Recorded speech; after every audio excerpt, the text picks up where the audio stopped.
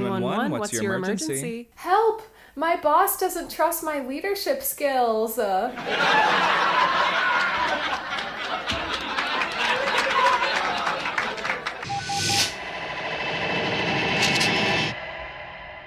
Love it. One take wonder. I love that delivery because it was so Disney Channel core. It was so like, it was giving like Girl Meets World a little bit. I'm obsessed. I love it. Wow, thank you. Well, Martha's been around the block a few times. Fans of Martha might recognize her from her seminal performance as Audrey in her high school production of Little Shop of Horrors, or as the understudy for the protagonist in, I believe it was Stepping Stone Theater's production of A Little Princess, the musical. Yes. I love that was kind of around the way shade of calling her an understudy. Well, no. Okay, she had to go on. Yes, I went on at least 3 times because the lead mysteriously took ill.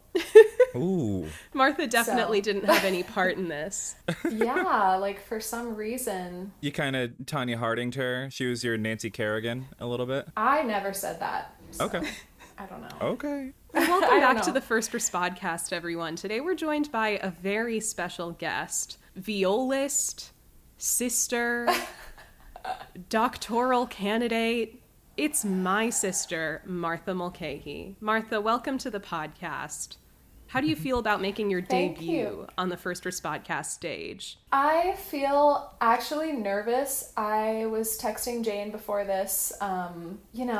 My classical roots, I'm always like so prepared for everything, and this is so off the cuff. But at the same time, I'm really excited because I love the show, and I always live text Jane my reactions to the episodes. And then Jane will say, girl, like, listen to the podcast. We already talked about this. We talked about this 2 years ago. I love I'm this. like, but yeah, like, I'm not there to participate in the discussion, so it's not exactly as satisfying. Like, even though also I love the podcast and I've been a listener. Oh, sure. Well, I have. You know, much like the Phantom of the Opera, Ryan, your voice has been living in my head long before we actually got to speak. So. Oh, I'm so honored to be your Christine. I knew that, if I just held out, You're the Christine one day someone would pluck me Yes. out of the chorus, and I would. I'm the Christine in this scenario, right? I'm just double checking. Yes. Okay, because you are the classical music, like you're like this, like you'll have like the Don Juan on stage type thing. The point of no return. That's true. That would be a dream of mine. And I'll run away with handsome Patrick. What's his last name? Patrick Wilson. Patrick Wilson. Patrick Wilson. I wanted to say Williams for some reason. No, Patrick Wilson in the film. I do like Patrick Wilson. I watched all the Conjuring movies this past year, and I think he's a cutie. He's a cutie. He was in a legendary episode of Girls. Yes, he was. True. We got a great gif out of that. Famous GIF creator. Okay. Yes. And it was a controversial episode when it came out because people were like, how could Patrick Wilson be attracted to Lena Dunham? Okay. And it's like, mind your goddamn business. Exactly. Exactly. This was the media discourse that we had to endure about, 10 years ago. And I hated every second of it. Ago.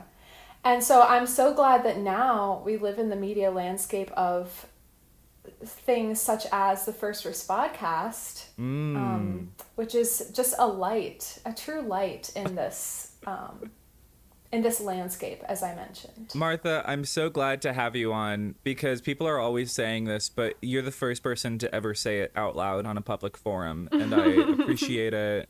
It's and you're really giving a to voice hear. to the people by doing that. At least they're always thinking it, if they're not always saying it in a public forum. I'm also very excited for our listeners to hear just how many like talking like quirks and mannerisms the two of you share. because you've known each other for, your entire lives. Quite some time, yes. And you have like an almost like symbiotic like way of speaking that's very uniquely your own family's brand. I would have to assume. I haven't met your other sister, but I assume she talks like the two of you do. I don't know. I feel like she talks a little different. Does she really? Because you guys both have this very musical way of speaking. You guys have like an assurance to your thoughts. It has a very natural cadence and flow. Versus me, I'm like staccato with my little speech impediment. And I'm just trying not to stutter every session. And so but isn't that beautiful Oh that we're like harmonizing in that way, the two styles. It's like Gershwin, It's like we're bringing jazz to classical. Porgy and Bess, hey, how are you? Yes. Martha's a big fan. So you guys, we're actually here today to discuss season 6 of 911, the season 6 premiere, Let the Games Begin. This episode was directed by Jan Turner. Okay. Okay. This episode was directed by Jan Turner, who I believe is that South African director who's the child of like anti-apartheid activists. So shout out to Jan. And it was written by Andrew Myers, who we have liked in the past for being such a buddy ally. Yeah, it's unfortunate that this episode was not a great showcase of either of their talents. But there was get a good into buddy that. scene, which first, we know season 6 isn't going to be super heavy on that, so I feel like we have to take what we can get. The scraps under the table, they're so delicious. Yeah. Let me just eat them all up. Ooh. Martha, I would like to know, going into the discussion of this episode, you touched on your relationship to this show, how you got into it recently, and you'll text Jane as you're watching it, and she'll say, I already talked about this, I don't want to do it again. Listen to our show. But I'm curious, just right off the bat, what is your, I guess, opinion of like the quality of the show, like overall so far, and where does this episode fit into that? Great question. I would have to say, what's kind of fun about I think me being on your show is that I am seeing all this for the first time. Mm-hmm. I know you guys are caught up and you're like watching these for at least the second time and you know what's going to happen. Mm-hmm. Part of the fun of me texting Jane, or I think for Jane, is that I'm genuinely gagged by many of the things that are happening. She is. Sometimes she'll send me like a picture of how gagged she is. Like when, what do you call him? McFarty? McFarty, yes. We do call him McFarty, when yes. McFarty got his throat slit. Yes. Oh my god. The gaggery. I gasped. My hand flew to my throat. I was shocked. So I'm experiencing this for the first time. We carry the flame. I don't know if Martha even knows that reference because she's not on Twitter anymore. Do you know We Are Charlie Kirk? The hit single? No, I have been off Twitter for a couple years now. We don't have time to explain We Are Charlie Kirk, so we gotta just move on. Other than that, I've been rewatching that video of it playing in the Shanghai nightclub like once a day for the last like multiple days. I would say for this episode, I was a little disappointed because I thought this was going to be the big like cruise disaster. Mm-hmm. Yes, that is in fact season 7. We had references to Bobby and Athena going on a vacation in the series finale of season. And then they're sort of season 5. They're sort of edging us with it this whole episode, only to yank it away at the last second and say, "Oh, I guess we're actually setting something up with Athena's parents. No cruise for you, Bob Thena," as Martha likes to call them. I mean, listen, if that's not edging, then I don't know what is. So good on them for going for it. But now, see, this just shows how much like your expectations can kind of ruin your experience of the moment. Because many buddy shippers could stand to learn from that statement. Yes. Yeah. I was expecting the cruise, so I kept thinking like, oh, okay. I was like, oh, blimp disaster. Like, okay, I wonder when they're going to go on the cruise. Like, maybe it's after the first commercial break, and this is just like the big first stinger. And now Jane, you telling me that the cruise doesn't happen until season 7. I'm like, oh, I'm telling you that for the first time. On the bright side, like maybe now you'll have some anticipation building for season 7. Yeah. You'll know that there's a light at the end of this boring season. I wanted to mention on Hulu, I just thought it was funny, like, I was trying to, like, read ahead, per se, like, to the next episode description, like, maybe they'll tell me that the next one is the cruise, and, I noticed that the Hulu description of this episode is, the 118 race to the rescue when a that is like mechanical every failure on a episode blimp causes description. havoc. Yeah, so the next episode, season 2, the description is the 118 race to the rescue, period. Yeah, I've noticed they that don't even before try. too. Like, They don't even I've try. noticed that before too. Yeah, like just- half of the episode descriptions on Hulu are the 118 race to the rescue ... Sometimes But then just that. this one's not even a ... It's just a period. No, The 118 period race to the mentioned. rescue. Oh yeah, I'm sure. It's like, that's actually just a description of the entire show. Right. That's not... Yeah. You cannot pass that off as an episode description. Hey, drink if So- the 118 races to the rescue. You guys, I think the 118 is going to race to the Flatlining. rescue in this episode. Yes, well, another thing, like, with some meta context, another reason this episode, and on some level the whole season is reviled, is that most of the seasons of the show, since season 2, have had some kind of big opening multi-act, like multi-episode emergency. And then this season, it was, I believe, marketed like the blimp disaster was going to be one of those big crazy Yes. emergencies that lasts a few episodes, and then Yeah. it was just like this kind of random call that, just a normal call essentially. So I think people really Yeah. look down on that as like a really anticlimactic call. I also have to say, I forgot to mention this, one thing that makes this season notable to me is this is the first one that I watched live in any capacity. I didn't watch the Oh, whole I'm so season sorry. live, and also, I know, I was like, oh, I guess this is what it is now. But I was still living in England at the time, so I would have to like, I couldn't watch them live, or at least I didn't know at the time that people did like live streams of the episodes online.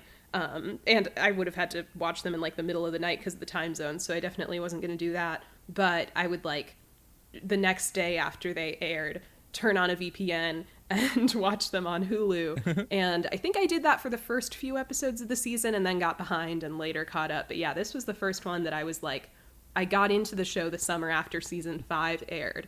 And so this was the first season I was able to watch live in any capacity. And I remember being all like, oh, like, let me check out the buddy tag on Tumblr. Like, what's been happening? And the answer was nothing. Nothing at all. Nothing at all. No, here's the thing about this season as well. That's important context for certainly our listeners at home, but also perhaps for Martha, who's watching this for the first time, and we're telling her all this for the first time. So between seasons 5 and 6, like, because ratings were, in decline for this show, and there was a lot of uncertainty about its future.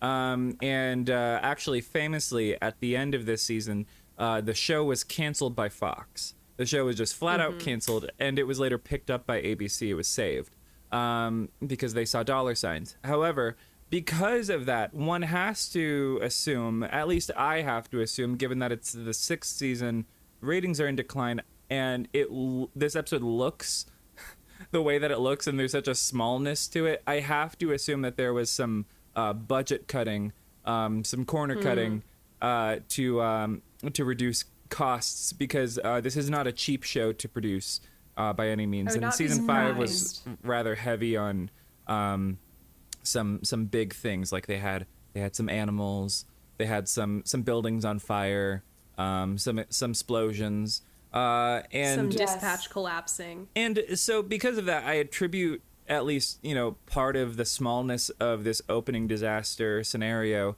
if one can even call it that, to these budget cuts that I'm speculating wildly about.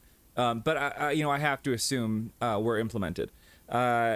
And yeah, we open, on an already pretty bad note, because we get a needle drop of that song that was on the radio once upon a Is it time. Panic at the All the Disco? Lights song. High Yeah, it's Hopes? awful. is what it is. It's incredibly funny to me. This is a classic 911 needle drop in the sense that they were like, okay, a blimp. Let's do a song about being high up, like high hopes. It's just like so on the nose. Also, I kind of hate Panic at the Disco. No offense if anyone is into that.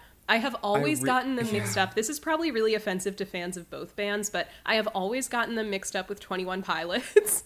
With so 21 I was like, Pilots? is this Panic at the Disco? Yeah, I don't know why. They're both like Tumblr bean bands. See, I get them mixed up with Fall Out Boy, because I don't like either of them. Well, they're all in the same, the same friend group, but I feel like Fall Out Boy is a little more distinct to me.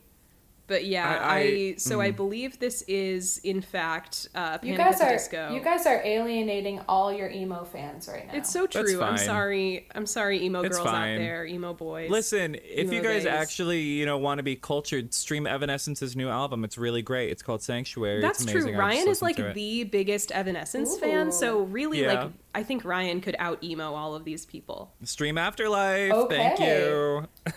A challenge. I like it.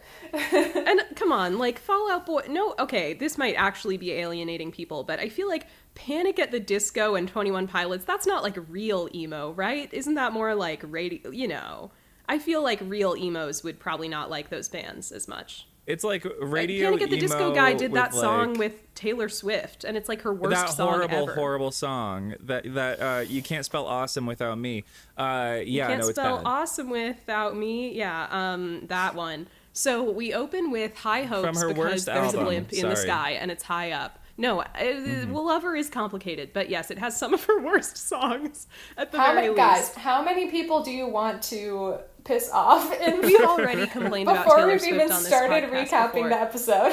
Stream the new Olivia. I don't know. We are the controversial hot take podcast, and that's what makes us different, and that's what makes us This cool. is a lot more contentious than I ever expected it to be. Everybody give your opinions on current political events. I do want to shout out the lesbian blimp pilot. Yes. So yes. I was gonna say, we open on this blimp. It's being piloted by two people. One of them, all we know about her is that she is a lesbian and she hates her fucking mother-in-law because she's like, my freaking wife invited her mom to stay with us for a month and she fucking sucks. What are we, running a home for the old and ornery or something? She says something like really mean. The mother-in-law better be bad because it's pretty brutal. I love that hating your mother-in-law transcends like sexuality. Like it's just a universal experience. They're surrounded by a bad green screen. That could be showing anything, but it's showing the skies of LA. And yeah, they're talking about the mother-in-law, and they're going to fly over the stadium with their blimp. They're preparing for a stadium flyover because it's the LA blimp. It's one of 20 in existence, famously. It's very exciting for all the people watching, I don't know, the game. Knicks in 5, that sort of thing. Yes! I was about to say, I've been watching the Knicks. Hello! And congratulations. Thank you. I mean, we're not there yet, but I know we have a New Yorker on this pod. We fucking turned that shit around in like the last second. It's like unlike anything I've ever seen. I'm not even like a big basketball guy, and even then I was like losing my fucking mind watching it. Yeah. Oh, so good. Sometimes I don't want to be the basketball guy. I just want to be a guy, you know? Is that Troy? Yes. That's Troy Bolton, yeah. Mm-hmm. That is Troy. Well, I want to be a basketball guy this week. The point is, they're going to crash the blimp. The only thing you need to know is that they're going to crash the blimp. So they're flying their blimp, whatever, talking about fucking mother-in-law, and they start going down. And the guy engine, starts dialing. Runs a myth. Who knows?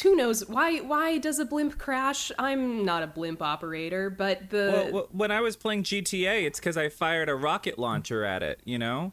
But yeah, he calls 911. That would have been more interesting. We're going down. We're going down to keep with the mainstream emo theme. And what's funny is the lesbian is like, who are you calling? And I thought that was a really funny thing to say. Like, they're communicating with air traffic control, but like, she's calling 911. Like, what? What do you mean? He's like, I'm calling Maddie.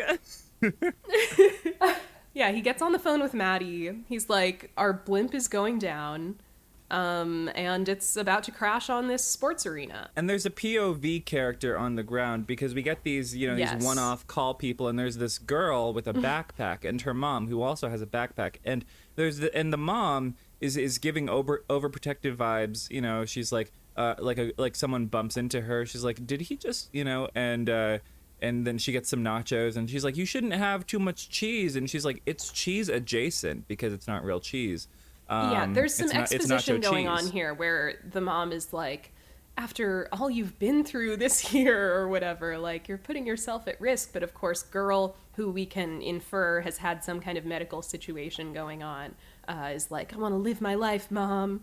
Didn't you ever see The Fault in Our Stars or whatever? She should be at the club. So, she should be with at the Anne Frank Augustus Museum. Waters. Yes, she should be That's at what I'm saying. Willem Yes. Dafoe's house in the movie, begging for answers. And So I did notice in this scene that they both had opaque backpacks. And I feel like these days, at any type of like big stadium event, Right. you cannot go in there. Like, No. you need to have a clear bag. yeah. So Yeah. I kind of, first I was like, oh, that's not, I don't know, they just like ignored that detail. But then, of course, it ended up being It part of the actually plot. has a plot reason. In real life, they would be given a medical exemption. So it's actually a pretty detailed bit of storytelling, and that's what we love about 911 is the attention to realistic detail. I will say, I do love the idea that she's like, Mom, you have to let me live my life. You know, if I want to be a terrorist, you have to let me blow up this fucking stadium with my opaque backpack. Well, she didn't say that, so that's the important thing to note. But she is going to eat a bunch of nachos. Yes, and they make the first mistake of 911, which is saying, nothing's gonna happen. Hello. Yes. Hello, famous What's last the words, worst diva. that could happen? And then a blimp crashes into the thing. Because what's Maddie gonna do? She can't just like stand up really tall and catch it. You know, she's far No. away. So they got to shut the shit down. They're evacuating the stadium. The blimp. Okay. So I don't know how this is physically possible, but the blimp crashes on like a very thin piece of scaffolding that looks like you would hang lights from it on Yeah, at like I a also concert was thinking about venue. this. It's strange, and it doesn't isn't it? collapse Yeah. somehow. I mean, it is supposed to be unstable, clearly, like based on later in the call. But yeah, the 118 is on the scene. Athena Grant is on the scene, which is a little strange because I was kind of like, I know that she's going to have to be part of the call, like, you know, she's going to become part of the call. But I was kind of like, what is Athena Grant supposed to do in this situation? Like, oh, we sent like a beat cop. We sent a random field sergeant into the arena being smashed by a blimp. No, you just know so what she it can is? run through and be like, remain calm. You know what it is? That's where all the money went. Because they didn't shoot any money shots of the blimp crashing because they didn't have the money to. It all went to True. Angela's paycheck, so they said, That's we need to true. get her on screen so people can see where our money went for this episode. Yeah. It went into giving Athena a new bob. She has such a cute little ponytail in this sequence. Yes. I was obsessed. I pulled love back, like the it's tiniest ponytail. So cute. Just one of my biggest fears is like a stampede event. Like the panic stampede, which is what causes the girl with the backpack to fall and Right. get like knocked out. Okay, well, sorry to you, but I would love to be like imagining I'm in a sea of horses running free in the wilderness, you know, with all of my compatriots. Well, that's kind you of know? different. I don't think the Every horses pony ever runs have like free. any crowd crush. I don't think the horses ever have any crowd crush incidents. Well, maybe. I mean, I don't know. I'm not a horse. The stampede in the wild versus the contained stampede in a place where there's not enough room to exit and Listen. room to move around. Put the horses in a stadium. They're going to bump into each other. That's all I'm saying. But they're that's still true. running free. No, exactly. Put the horses in a stadium and let them eat nachos and have a good time. But Athena's there, and not only, we're kind of seeing concurrently, Athena's trying to like wrangle the crowd and get people to evacuate, and then this girl with her backpack gets pushed over and knocked out or something. And this dumbass guy sees her backpack, sees a couple like tubes coming out of it, and immediately is like, oh my God, she's got a bomb. I actually had to rewind and see, like, the shot of that was so quick. I was like, does she that would be crazy if she actually had a bomb. They didn't have enough money in the budget to show anything that looked like it could be confused for a bomb. This guy just seems really dumb. So now that's an element, is like somebody's telling Athena that there's a bomb, a girl with a bomb, and she's got to go investigate that, and she's got to seriously say to Maddie, there's a possible IED in this situation. I will say a bomb threat would have been an interesting opening disaster scenario, but I feel like we've done bomb threats, haven't we? I don't know, maybe... Well, there was the package bomber. Right, exactly. Yes. Lest we all forget Buck getting stuck under the truck. We could do that again. I don't know. Greatest hits. The show's about to get canceled. Greatest hits. Who knows? But yeah, we see the blimp balance on a light tower. It's deflated. It looks sad. It's like when you with a cartoon character who has like a long face and you stick a little stint in it and he deflates. That's kind of what the blimp looks like. And the 118's there on the ground. Hen's like, oh, I'm so glad these things aren't filled with hydrogen anymore because of the Hindenburg, famously. Yeah. We could have had a Hindenburg-like scenario. It's true. I can't remember what conclusion the Mythbusters episode about the Hindenburg came to, but I feel like it's not... What myths are there to bust? It went down. It went down, didn't it? Well, yes, but the thing was the cause of the fire. People wanted to know what caused the fire. Got you. I do kind of feel like this line is only in the episode because the writer wants you to know that they've heard of the Hindenburg. Mm-hmm. Mm-hmm. Or to explain why the entire stadium didn't just completely explode when the blimp touched down. As it should have, as it should have. We should have I had mean, carnage. If they'd had the budget, yeah. I feel like, now given all this context, in an earlier season, the blimp crashing over the entire stadium could have been the whole episode. Mm-hmm. In real life, it probably would have been a bigger deal. They send Eddie up to the blimp to try and rescue people. They get the woman out, and then the man pilot, I think, is unconscious, or maybe he's not, whatever. And, Eddie has to rescue the man because, Eddie loves men. And he is the whole thing is unstable. They're trying to make a big drama out of the blimp being unstable, which I imagine it is because, like you said, it's on top of this flimsy thing. But they're not really selling it. There's this moment at the end of this sequence, Buck has come up on we get our first tiny buddy interaction of the episode, so everybody clap. And he Buck's up there with the ladder, to let Eddie and the last pilot down. And they try and make this really big dramatic moment out of Eddie, having to jump from the blimp to the ladder. But the way they've executed it, he literally has to jump 1 foot. So it's not dramatic at all. He just has to do a quick little hop. Yeah, he's a bunny getting off of there. And the blimp doesn't even fall. Eddie was in such danger just now. I was so worried about him. And the blimp doesn't even fall. Yeah. It doesn't fall. No. It just stays We don't even get a cool there. shot of the blimp, the empty blimp, right after Eddie gets out of it, falling to the ground and exploding. That's the money shot you need at the end of this to sell that Eddie was in real danger. I was remembering the sequence a couple seasons ago where there was a school bus that was crashed into the side of an apartment building. Yeah. After the tsunami, maybe. It was it was after the landslide. The bus that crashed into the office building, right? In season 4. Yes. And it was a similar the balance is gonna tip. We need to get everybody out, but and there was so much more.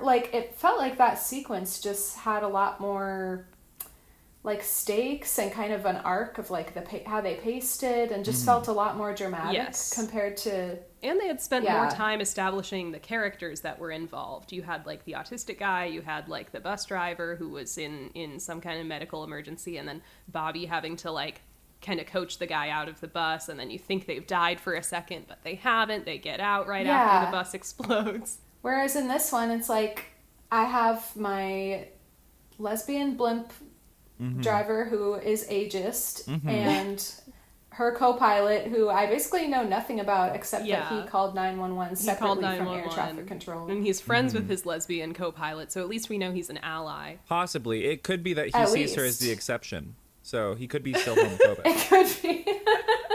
Yeah, he thinks she's one of the good ones. In this sequence where they're trying to make it look like Eddie's in danger, it's like that's just executed really poorly. We can see Eddie the whole time, like we have eyes on him. There's never any uncertainty. We never see the blimp really rocking that much. And yeah, they don't even try. Cam. Like, I don't think it would have been much more budget to just have the ladder be several more feet away from the blimp set and have, you know, more of a stunt where Eddie has to jump a further distance. And they just couldn't be bothered, I guess. Yeah, they just couldn't be bothered.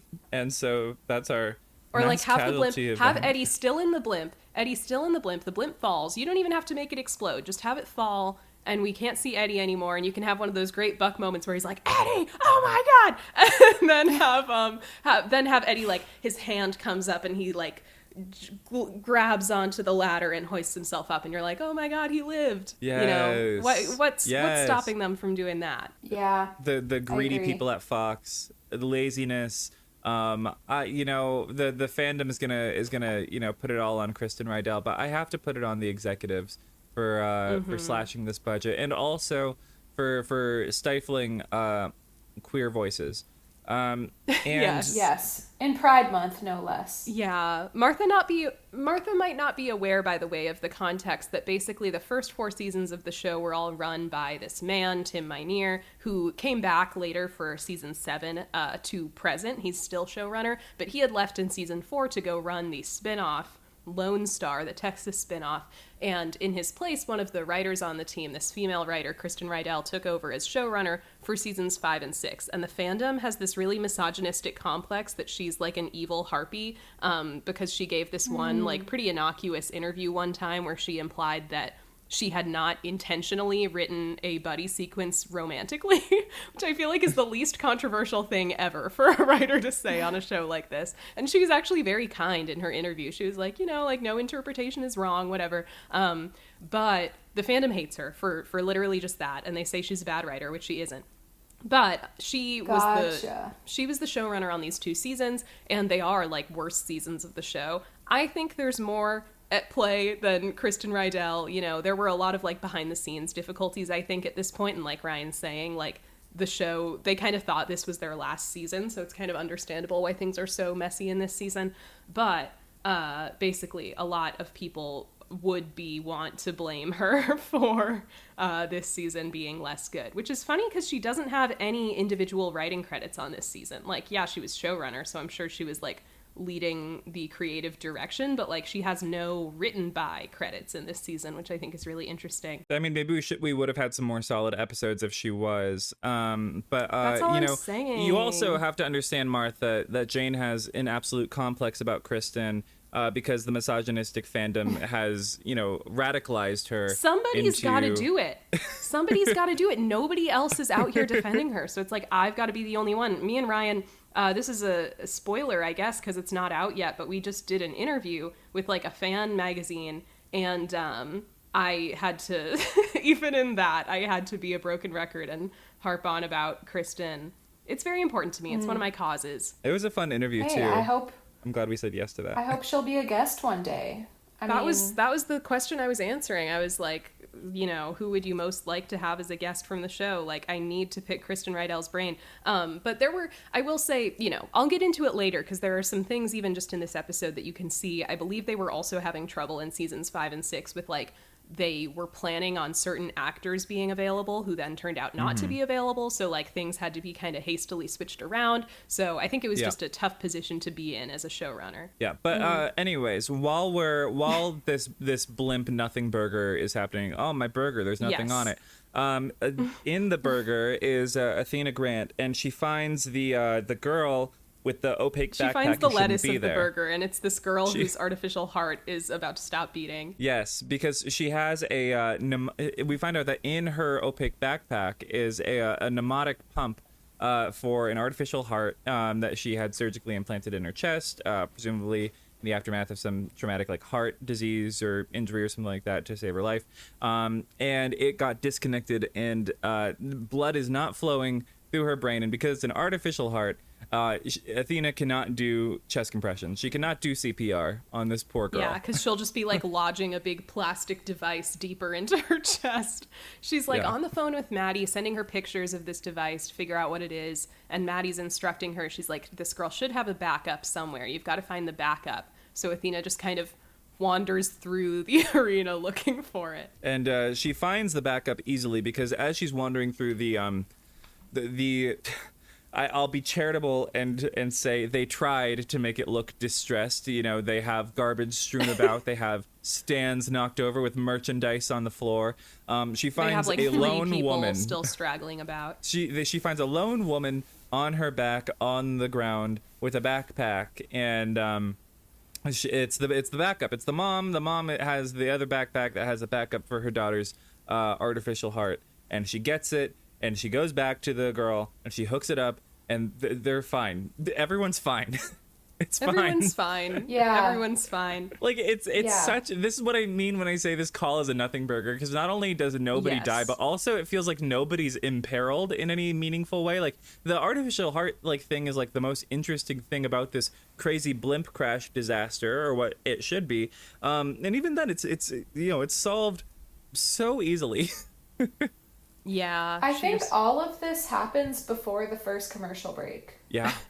Yeah. I think that's true. Like, we don't even get like a cliffhanger to at least get us past the first commercial. No, It's just all definitely resolved. not. I do understand that, like, in previous seasons with the opening emergencies, often they'll have it like the opening emergency actually kind of starts at the end of the first episode. And in that sense, I would say it seems like the structure of this season is they decided to do this Athena parent storyline. Because, I mean, spoilers, Martha, that will take up a couple episodes, actually. So I think it's like they, instead of doing a large-scale emergency, decided to end the episode with a cliffhanger leading into, like, a more personal, small-scale Athena situation that will be a couple episode long arc, which I do like. Like, actually, one of our commenters, I think Kyla, one of our previous guests, was in our comments mentioning that Athena arc as a good thing, and I agree. I do remember liking that a lot, so I'll give that to season 6. But it's not... So I wonder if maybe they never really intended for the blimp call to be any sort of opening emergency, but of course it got marketed that way. Kind of like the B-NATO in season 8 was like marketed as this thinking about the B-NATO thing, and then it actually kind of turns into a different disaster at the end of the episode. Or the animal apocalypse in season 5, because that was also on the posters for season 5. But then again, we remember how that played out, where it was one scene. And the main animal that was causing them peril was a llama or an alpaca or something. Something like that. And they had the fun Jurassic Park moment with the raptor, alpaca. But even then, that has more substance to it. And the B-NATO has more substance to it than this fuck-ass blimp call. Everybody knows that this is the worst one. That this is the worst poster disaster. And so because of that, it's whatever. I don't really need to... It doesn't really bear repeating. But I will say the writing in this episode, not too much on Andrew, because I know we like him, but the writing in this episode, I don't know if it's just because I've taken a break from watching this show and watched good TV in the meantime, but it feels cheesier than usual. Like, there's this interaction with Athena on the ground after they get everyone out of the blimp, and it's a short interaction, but it just feels so corny. I can't remember what they said, but I was just like, pulling up my something little... like, oh, it's a competition now or something. Yeah. Yeah, and I was I didn't think it was too bad. Yes, Bob Thena moment. And that's Bob pretty much Thena. it. The daughter and mom are reunited, whatever. We have the originator of Bob Thena on the call. Martha, it's true, and we're honored. Martha, tell us about these ship names you've invented, that you've DIY'd. I have DIY'd. I have this problem, also with song lyrics. That's less relevant to watching TV, but I just can't remember. Like, I can't remember what the established ship names are. I can't remember the And also, you don't interact names. with the fandom at all, so you, in many cases, just have no idea what the established ship name is. Mm-hmm. Yeah, so, and this comes out when, I'm texting Jane while I'm watching the episode, and You'll be like, oh my god, Chatty. And I'm like, it's Madney. It is Madney. You can't call him Chatty. But wasn't Chatty something else? Like, Chetty is Chobby. Chimney and Eddie. Chobby is Chimney and Bobby. We do on this show to come up with like silly like cursed ship names for ships nobody ships. Like Juck. That's there was Josh also and recently there was the 911 dispatcher who died who is named Claudette. Denise. Her name is Claudette, and you thought her name was Denise for God knows why. I texted Jane like, oh my god, I was not expecting Denise to die. And I was like, who the fuck? And this is especially offensive because Ryan is like the number one Claudette fan. So Love her. That's my diva. R.I.P. So I think, I know that people in the world are truly struggling with dyslexia, but I sort of think of it as this is my like character name dyslexia, my song lyric dyslexia. It's like I just can't keep it straight in my head, and my brain like it just automatically is like, you don't have to remember that every time. So it's almost like Bob-thena. It's almost aphasic the way that like we'll tell you the name of the ship and you'll still not remember. It's like your brain can't comprehend Athena or Buddy. It's like oh, you have aphasia, and like this specific word or this combination of words is just like no, you're gonna go your own way, like Vanessa Hudgens in High School Musical 2. And I love that. I think it's less like I'm gonna forge my own path, and it's more literally my brain being like, that's completely irrelevant to me. Like, I this would happen to me when I was little too, and like we'd be like in an elementary school setting, and the teachers would be explaining like, okay, after we're done with this activity, some people are going to help stack the chairs, and some people are going to help like put the papers in the cubbies. And I would be like, well, I'm literally not going to listen to any of the information about stacking the chairs because that does not apply to me, because I will not be doing that. Like, that's the best way I can think to explain this process in my brain. It's like, I'm not consciously deciding not to pay attention. I just stop. Like, it just doesn't compute. So I love that. Bob-thena. Okay. Well, I have to be honest with you guys, because I don't have internet, I am not able to scrub through the episode right now, so I'm going to need some help. I got you, Jane. To guide Don't us worry, through Jane. each scene. I've got you, because right after this scene... Jane's saying, get back on topic. No, as she so often does. So after that cheesy writing moment, we go to the firehouse, okay? And Bobby is on a Zoom with Lucy Donato, who you may remember. Let's talk about it. From the last season. Let's talk about it, because you guys, what was the point of all of that shit? Because guess what? Yes. Lucy, who had like the most painful, cringeworthy, awful, like weird introduction ever. So the show took such great lengths to painfully introduce us to Lucy. Now is like, hey guys, I'm being hastily written off because I've been cast in a different show. I broke my freaking ankle at my family reunion, so I'm on FaceTime with you guys telling you about it, and you'll never see me again until the very end of the season. It's like, what was the... I know they didn't know at the time that Lucy would not be a permanent fixture, but in hindsight, you're like, oh my god, it was all for nothing. Buck and Taylor's breakup was virtually all for nothing. Knowing what we know now. I was going to say, I know this is its own podcast, but I was like, if I had to prepare like my I don't think so, honey, for this episode. Let's hear it. Well, I didn't prepare it. I don't have a full minute to, but 60 seconds on the clock. Let's hear it, Martha. The character assassination of Taylor. Yes. And the Buck and Taylor breakup is my I don't think so, honey. Just so disrespectful.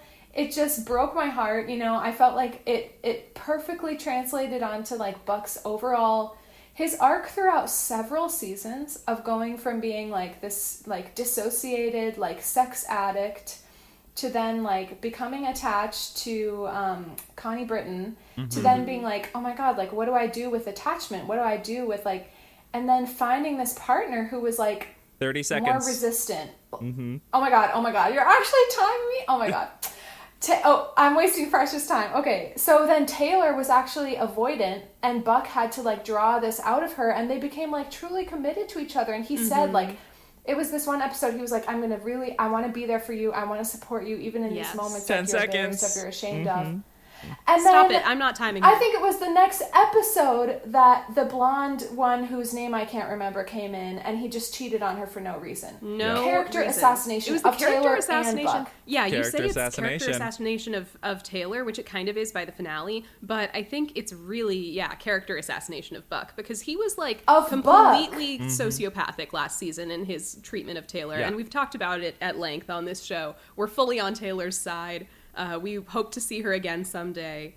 We love her. And Lucy, bad character, badly written character, very odd addition to the show. This is another one where I could not remember her name. Yeah, no, I used to call her Taylor all the time by accident, because I'd be talking about Lucy, but like Taylor was also involved in the situation, and so like on the podcast, I think I kept calling her Taylor.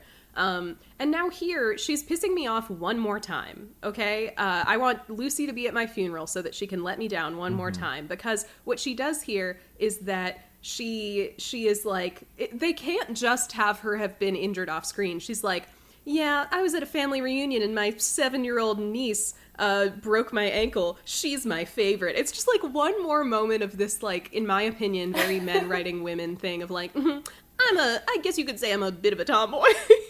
Like, me and my crazy niece who breaks people's ankles are both really into being macho, and we work on cars, and we grew up with 7 brothers, so we know about man things, and my whole family are cops. That niece is a toxic man. That 7-year-old niece is a toxic man, and she needs to be like disciplined for that. You need to break that behavior before she, reaches adolescence. It was just another one of these moments where I'm like, come on, like the annoying like writing of Lucy.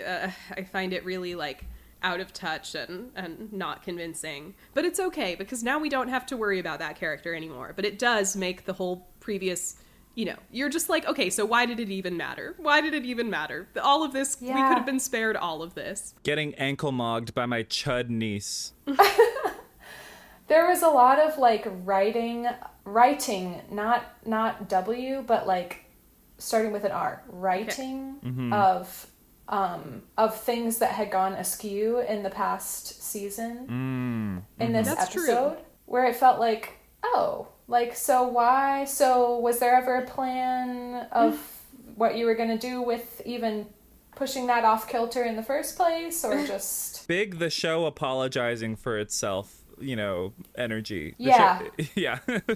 But basically, Lucy is not going to be able to be on the 118 anymore, and she ends the call by being like, sorry if you have to, change your plans of your honeymoon, Bobby. And Bobby's like, it's okay, bye. And he's about to leave the upstairs when Buck is like, hey, what did she mean by that, boss? And Cap is like, oh, well, I was actually going to ask Lucy to be interim captain while I leave for my honeymoon, which is also crazy. It's like, what do you mean you were going to ask Lucy to be interim captain? Like, I kind of got Buck here, because I don't, Buck's concern is he's like, you were going to ask Lucy and not me, which I don't agree with that. I do agree with, what do you mean you were going to ask Lucy, like the newest addition to the team, who's like, seems like not much older than Buck. Like, what, Chimney has been interim captain in the past. Spoilers, he will be captain at one point in the future. And like Hen, I mean, we hear later why he didn't ask Hen, but it's like, Chimney's right there. There are presumably a bunch of B-shifters that we don't know the names of, but surely have more seniority than Lucy. So I have to avoid spoiling things for Martha in this episode. I really do, huh? Yeah, she knows some things, but not a lot. So far, you guys have done great, and I appreciate it. Okay.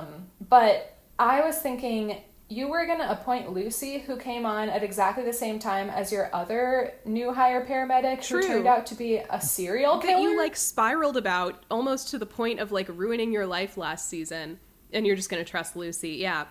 Just seemed odd. Like, why Lucy before Chimney at the very least? That would imply that the show remembers things. That would imply that the show has memory.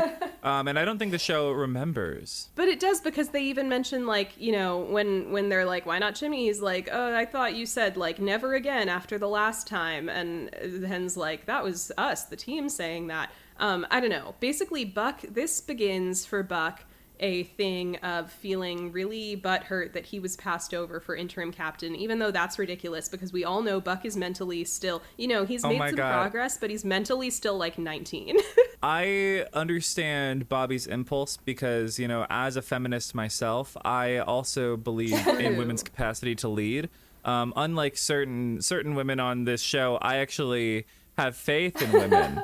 And that is honestly why I was coping so hard by saying, oh, I liked Lucy in this scene last season, because like I was just happy to have another woman on this show.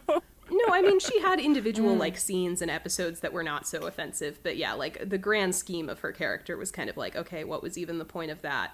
Unfortunately. Right. I was just going to say, as an ally to the LGBTQ plus community, I would endorse Buck being the captain. Ooh. That's just me. During Pride Month.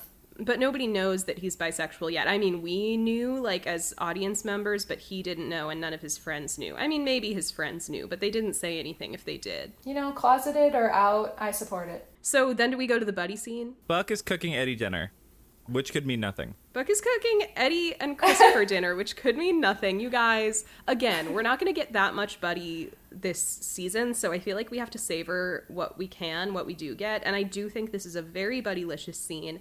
It feels like it is implying, it feels like romantic foreshadowing, and I think everyone interpreted it as that at the time. It introduces a couple fascinating concepts, namely lasagna theory and couch theory. Yeah. So let's talk about it. Buck, so Eddie Martha, and Christopher you don't know about this. you don't know, you haven't been in the trenches, you don't know, but basically Buck is butthurt and bewildered, and he is making lasagna. Shout out to that YouTube comment I got that I use as my header that says, great video length. I was able to make a whole lasagna while watching it. I wonder what YouTube videos Buck was watching while making this lasagna. So Eddie and Christopher are like serenely playing a word game at the table and kind of like, you know, fondly listening to Buck spiral. He's like, I don't see what, like, you're not bothered at all that Cap didn't think of either of us to be interim captain? And Eddie's like, nope. Eddie's zen after his journey last season. And Buck is like, well, I don't remember exactly what he says, but he's just like, well, I think it should have been me. And here I am mastering Bobby's 3-cheese famous lasagna. Here it is. It's very hot. Don't use your hands. And everybody's like, I wasn't going to do that anyway, Buck. Christopher at one point is like, Buck, you know, you say you're all like competent and ready to be captain, but you don't even have a couch. And we sort of see the empty void in Buck's living room. And Buck's like, well, yeah, like Taylor took the couch when she moved. And, you know, my last 2 girlfriends came with couches. So presumably he's just waiting for another girlfriend to bring him another couch. Typical man. And Eddie's like, well, at one point Buck is like, maybe I just don't want to pick the wrong couch again. Which this is the part that really feels like romantic foreshadowing, that he says that to Eddie. But then Eddie's like, maybe that's how Cap feels about picking an interim captain.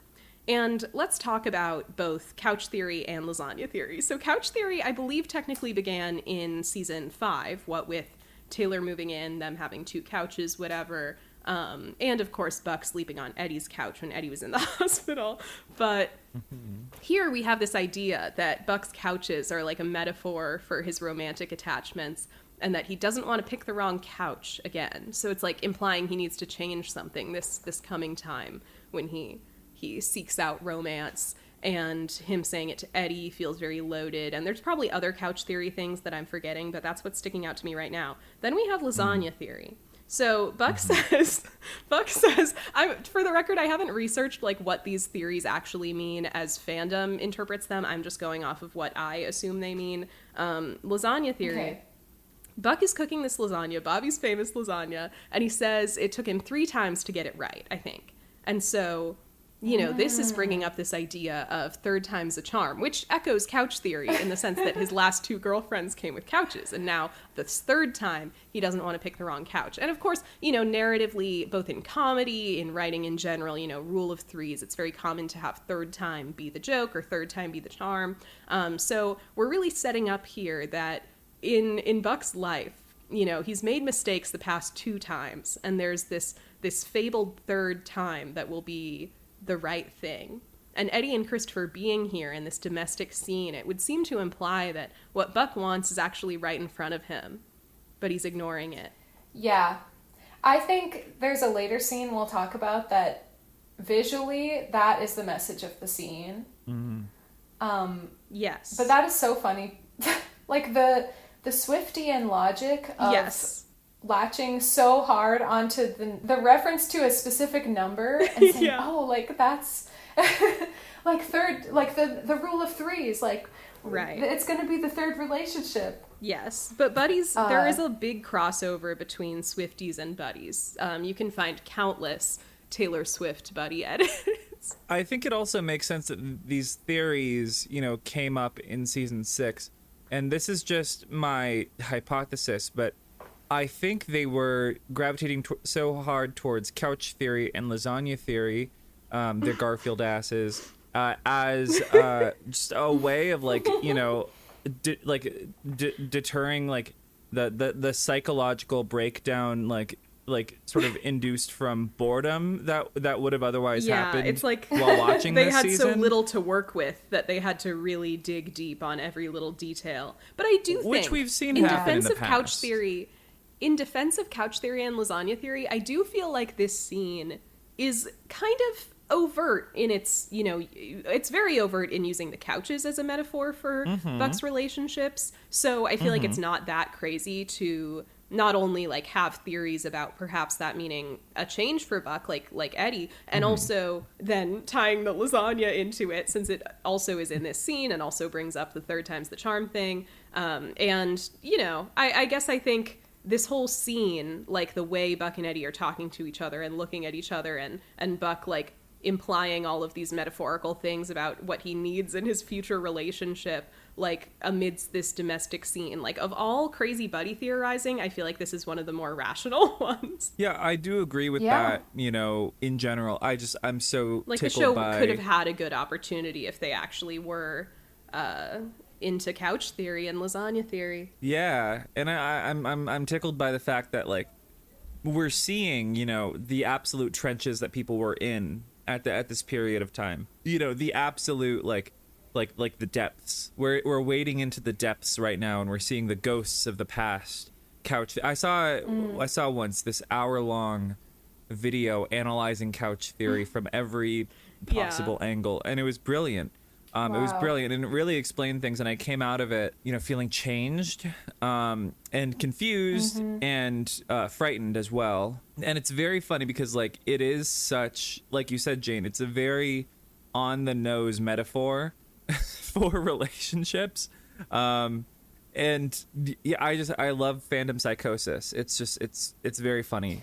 Yeah. It's a very special thing. It's kind of like sometimes when people are imprisoned, they start having visions of God and inventing a new religion. That is a lot like go. What fandom is like. Then we go to this golf course call, right? Well, first I think is the scene with Maddie's dropping off. Maddie, chatty. We have a chatty scene.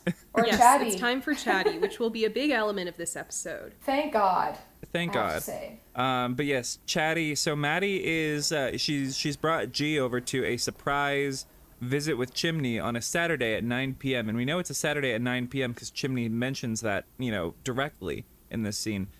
Turns out Maddie had G for whatever amount of time, and she came home to find that her kitchen was flooded. And oh no, that's not good. So now we enter this pre-dating ritual. Her kitchen is flooded. Her kitchen is flooded. And no, the landlord can't get the plumber to come until Wednesday. And oh no, there was only one bed. Get a hotel room.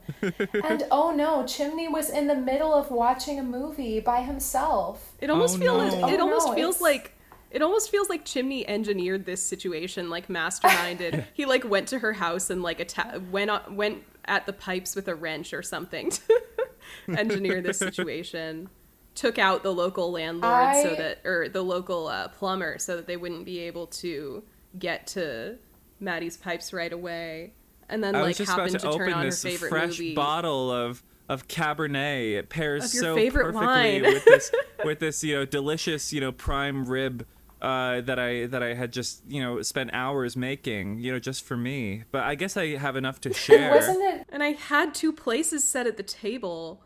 And wasn't the movie that he was watching was like when they had started together, but she had fallen asleep while they were. It's like, oh no, it's the movie that we didn't get to finish that I just put on. But this made my heart so happy. I was just sitting down to this meal of oysters and chocolate-covered strawberries. I guess I'll need someone to share it with. What else am I going to do with this full can of whipped cream? Yes, it's very on the nose. This is an elaborate pre-dating ritual that's being engineered by an act of God. I just got all these condoms in bulk from Costco. No, so basically Maddie, she's like, I need a hotel, and Chimney's like, hey, I could sleep on the couch. No, don't stay at a hotel. You're so sexy. So they have a little impromptu date where she is going to stay over for a couple nights, and they're going to finish that movie. They're going to Netflix and chill, you guys. This made my heart so happy because one of the things that was so hard to get through about season 5 was that Maddie and Chimney were just not there for a lot of the season. Yeah. And they're some of my faves. And then when they finally reunited, they like immediately broke up, and I was like, oh, okay, like I know. I have to just trust that they're going to come back together, and I saw it starting to happen, and I just got so excited. Yes, this episode is very heavy on the Madney reunion. It could have been a longer arc, I feel, but I'll take what I can get, It's like you were talking about. It's like they're just kind of trying to immediately rectify everything from the last season that they want to rectify instead of, stretching it out a little. Because I do like Madney, so I was happy to see them get back together. But yeah, it would have maybe made it all the more satisfying if they'd stretched it out a little. I mean, yeah. And so they're gonna do crazy stuff with the baby sleeping in the other room. And, not quite yet, but we'll get there. Meanwhile, golf is happening. There's this father who's showing his gay son how to drive like a 9 Eagle. Don't ask us to try to understand golf during Pride Month. That's just not fair. It's a game that, only homophobes play. I found out recently the reason they all wear polo shirts. I found out recently that the reason they all wear polo shirts while they're on the putting green is because most golf courses and most golf clubs have a strict collar policy. Like you have to wear a shirt with a collar, and they don't want to wear a button down on the green, so they wear polo shirts. I didn't know that, but it explains so much about the culture of golf and all of its why they have to dress horrible ugly machinations. All the time. Exactly. Yes. That's why they all look like that. Well, there's a very interesting dynamic in this scene where you kind of think that maybe the dad's homophobic to his son, his son isn't very good at golf, doesn't take that naturally to it, and it seems like the dad is implying things about the son and doesn't approve of him being married to a man, or so you think, because he mentions he's like, you shouldn't wear your wedding ring while golfing, it affects your game, wear a silicone one like I do. And then the son implies that the dad's not a big fan of his husband. He's like, I'm married to this guy whether you like it or not. And actually it's revealed that the dad's not homophobic. He just doesn't approve of his son's husband not being good at golf, because apparently the son was in a relationship with some guy, Joey, who was good at golf, and the dad was really satisfied with that. And now that he and Joey have broken up, he's like, man, you've really made the wrong choice. And I just was tickled by that, oh, he's not homophobic, he's just bad at golf phobic. Yeah, which, sorry to break it to you, your own son can't play golf, so Hello. Yeah, he's clearly already kind of compartmentalized that and just moved on to whether his son's partners can play golf or not. Yeah, but he's trying to coach him like the toxic man that he is, and there's these wood chippers. They're chipping wood. Immediately, it's that 911 Final Destination thing where you're like, oh Yeah. boy, how is the wood chipper going to be involved? As soon as I saw the wood chipper, my entire body clenched. I was like, I can't. I know something is about to go down, and I cannot, like, it made me nervous. Yeah, and so the dad gives him his lucky ball to do the first hit with, and and he drives it right into the wood chipper, and so they go searching for it, having some dad and son talk, and you're like, oh, it's in the wood chipper, and the son sees where it is, and so he reaches his hand in. Let me just stick my hand down He sets his there. club. He sets his club on the side of the wood chipper, and he sticks his hand into the, which is off. He sticks his hand into the wood chipper, which is off, and by so there's this thing called gravity. And so he didn't secure. Is that Alfonso Cuarón movie? Yeah. It's good, but Okay, people are I've turning heard on of it it. now. So the club falls, and it turns on the wood chipper right as he's grabbing the ball, and his hand gets sucked in, and you're expecting it to be grislier than it is because it catches on his tungsten wedding ring, and his hand slips out bloody but intact. And then Well, Dad, I guess my gay husband isn't so bad after all. the ring gets, well, you might not be saying this after. The ring gets swallowed up by the wood chipper and shoots out. And did you guys see that movie Nope? Jordan Peele's Nope? Yes. Yes. When Jean Jacket spits out all that stuff and it kills kills the dad in that movie? Yes. Yeah. Yes. It's like that. This okay, I knew the wood chipper was going to factor in, the ring was going to factor in, but it was slightly gaggy when the ring actually shot the dad through the heart. I I was was trying like, to subvert your okay. expectations. You think somebody's just going to get I was mangled not- in the wood chipper, but no, it becomes a projectile. It becomes it's that gun. that classic 911 sort of Rube Goldberg, like, Yes, the bait and switch. oh, the you Final think it's going to be one Destination. thing, but yeah, it's actually a totally different disaster. Yeah. I was also thinking, like, maybe, is this one of the methods to kill a vampire? Like, shoot a wedding I don't know if ring tungsten directly is through one their that heart. vampires are sensitive to, but I guess there's only one way to find out. tungsten. I don't know. I take a Hotel Transylvania approach to this, where like the guy is like asking Dad Dracula, like, if a wooden stake through the heart actually kills a vampire, and he goes, okay, well, who wouldn't that kill? So that's my But take there are on things that. that would kill. But there are things that would kill a human that don't kill a vampire. So tell that to the dad from Hotel Transylvania. Well, if you want to argue vampire mortality with Dracula, That's true. that you are welcome to do that. But that feels a little bit like on The View, Meghan McCain trying You to brought it explain up. black Do issues not to Whoopi gaslight Goldberg.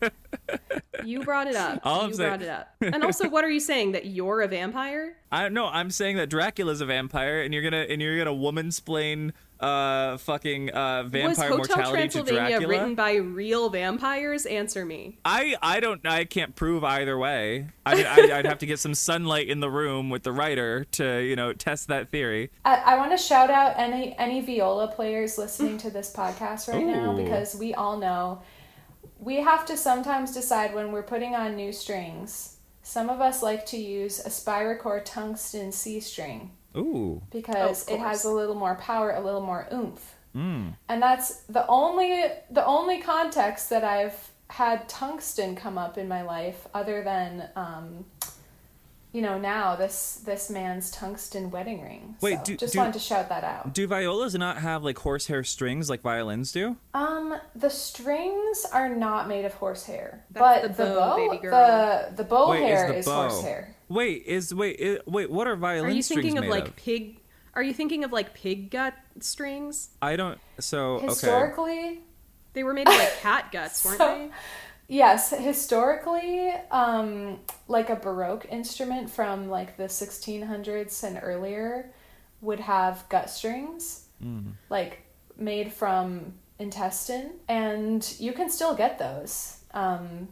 But typically, But you'd have to I be some think kind of real strings- sicko. Well, and we know that historical performance people are sickos, so Right. we know this. But I think they're typically like they're nylon and then they're wound around with like sterling silver. You know, I'm sounding really uninformed right now, actually. But No, Martha, you're sounding a lot more informed than I am. Like the only I gotta let you know, the only instruments I own are an ocarina and a banjo. So I have no context for like a classical like proper string instrument.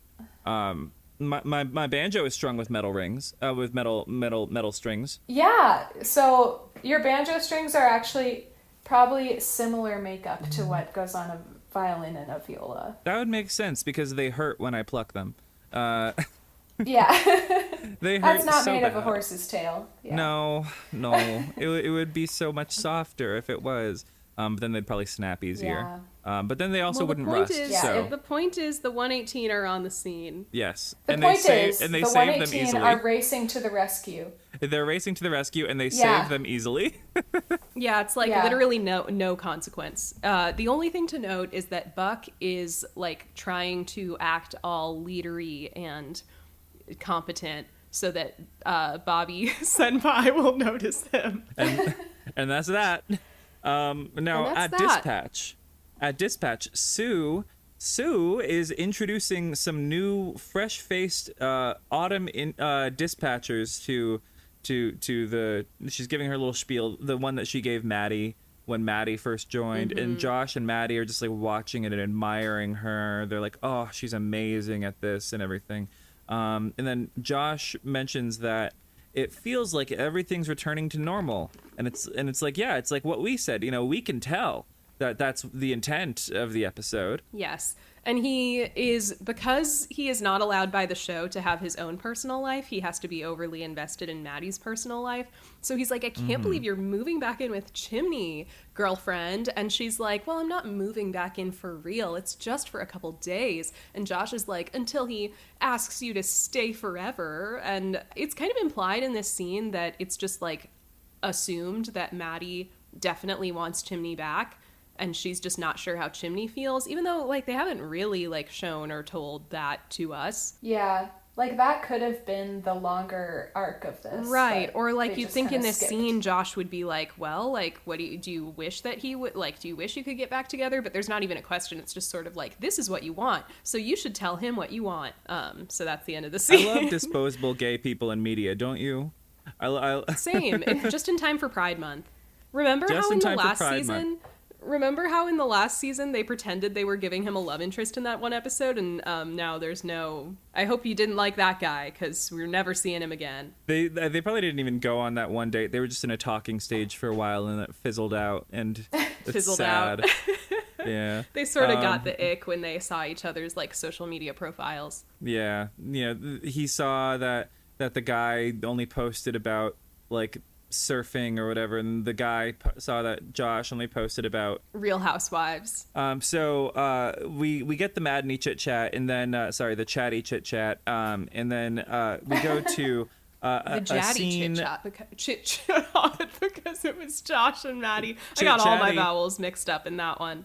Chit chatty. Chit-chatty. Oh my God. Jaddy. And then we go I to love May. a walk and talk with Jaddy. We go to May, who is no longer wearing a lesbian striped sweater, but is certainly wearing a something striped sweater because It is this loud. is loud. It's funny that they It's make so fun of. loud. It's funny that they make fun of Bobby for his loud shirt choices later in this scene because May, that is the loudest sweater I've ever seen, and it's not even the Yeah. colors of the lesbian flag. So what is the point?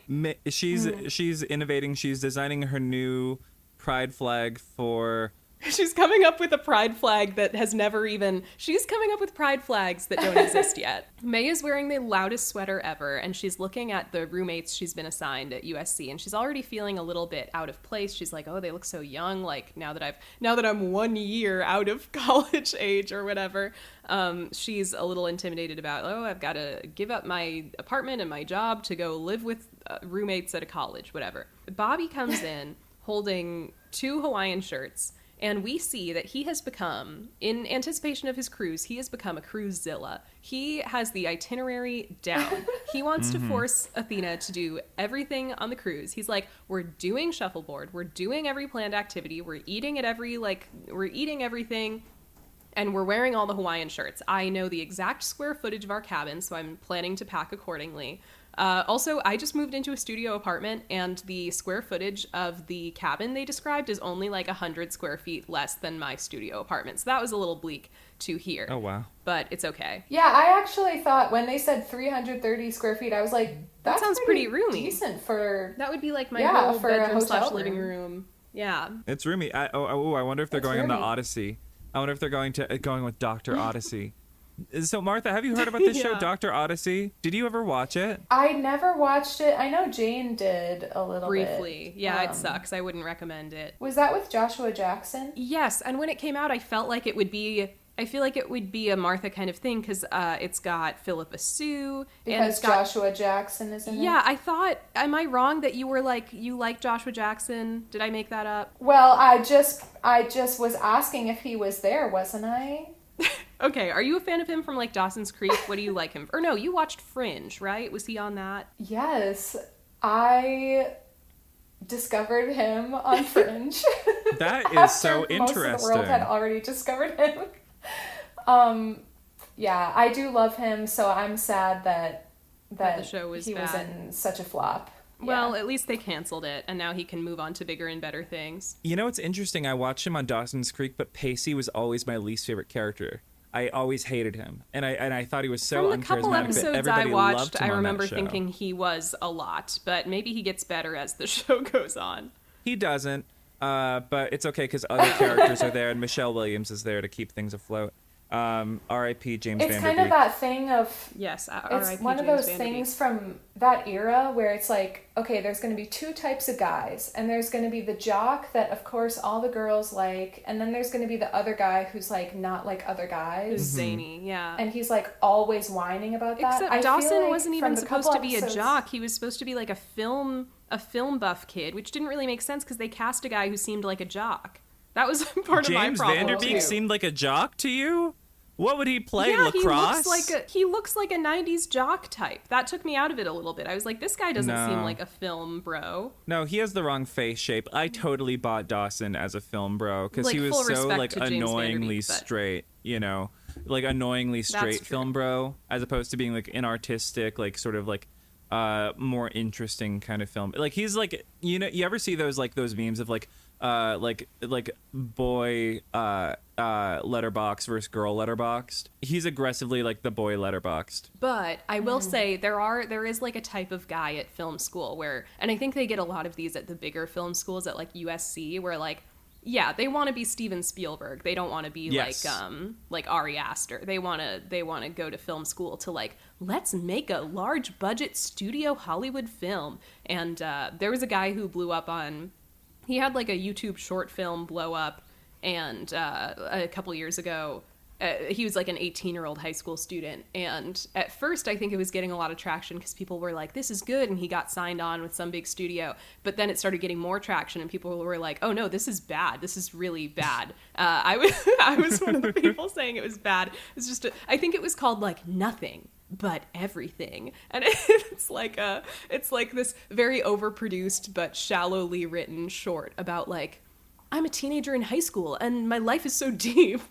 I could see, no offense to Dawson's Creek lovers, I could see Dawson being one of those guys. Oh, absolutely. I mean, didn't you see that movie Anemone or whatever it was at that festival? Well, that's what happens when you are not talented, but your dad happens to be Daniel Day-Lewis, so you can get a film greenlit. So May, she's like, my roommates are so young. Bobby's like, my shirt is so loud. Athena is like, I want the Branzino.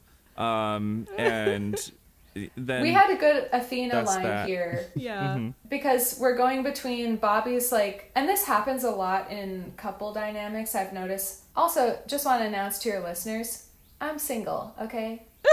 So I'm are we. aware. She's available. So We're are all we. available, We're all you guys. single. Send in your applications I just want- to date the first It seems like podcast. it seems like maybe maybe not enough people know this about me because I'm not getting too many fish biting on the line.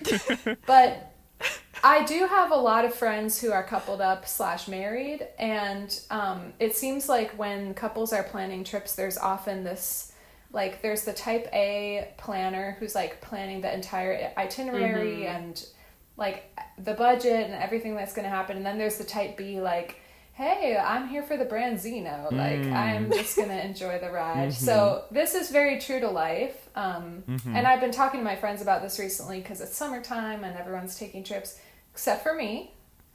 But we had a good line because Bobby's saying, like, you know, I have all this contingency planning, like we have to be sure to be ready for this stuff. And Athena says, I just don't see why I would have to jump off of a perfectly good boat for no reason. And it turns out she's talking about snorkeling. Right.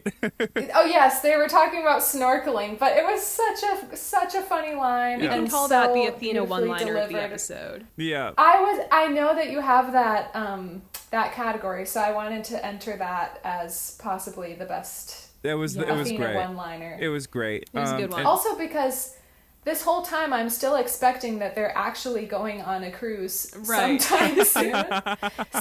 So for me, that was the line of like, oh, what could happen? Right. Like, of course, something crazy is going to happen on 911. Jaws. So they're saying, I just don't see why. Baby, Yes, there's a shark Jaws in the water.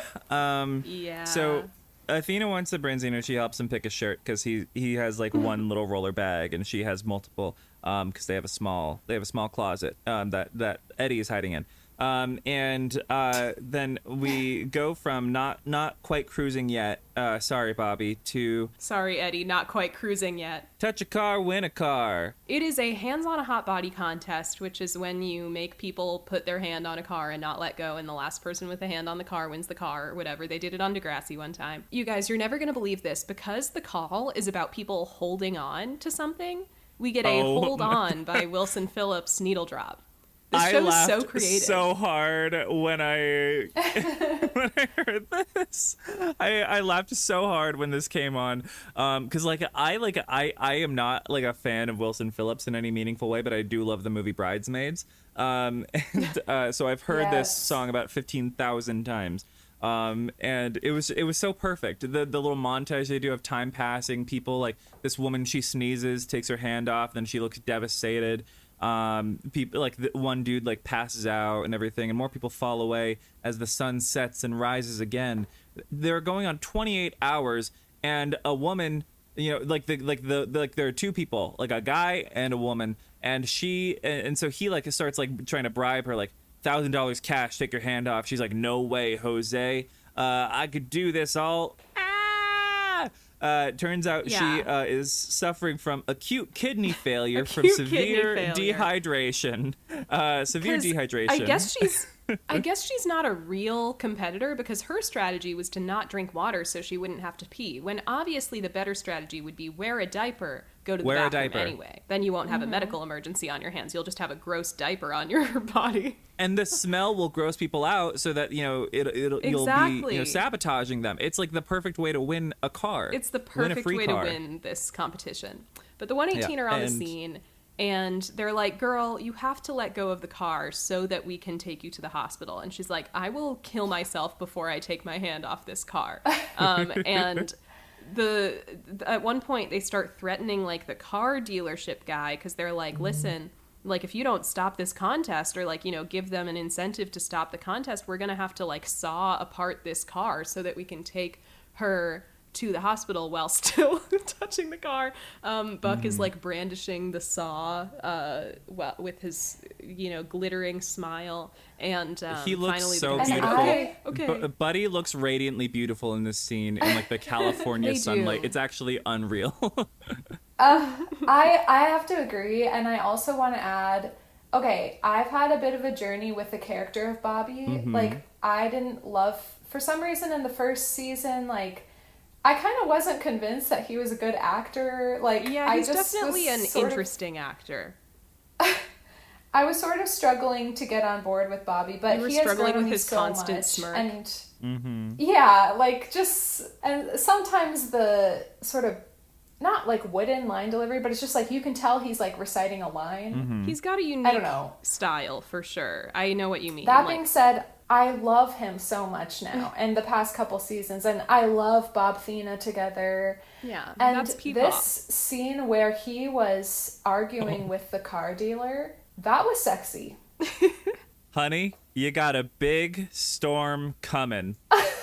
Martha, how much do you know about the trajectory of these characters on the show? I know that he's gonna die. Okay. But she doesn't know Okay. how, which is kind of entertaining. Oh, you don't because know now how?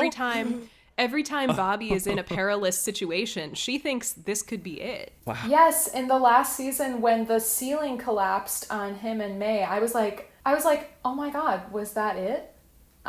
Luckily no, but whenever that happens, I'm gonna be absolutely devastated. It's okay. I We just can have know. a funeral. I mean, I'm looking forward to seeing the texts. I'm so fascinated by what your reaction is going to be when you get to that episode, and we'll compare notes. But basically, all right. Bobby bullies this man into giving them both a car. The news is there, but Taylor Kelly's not reporting because the show hates her now.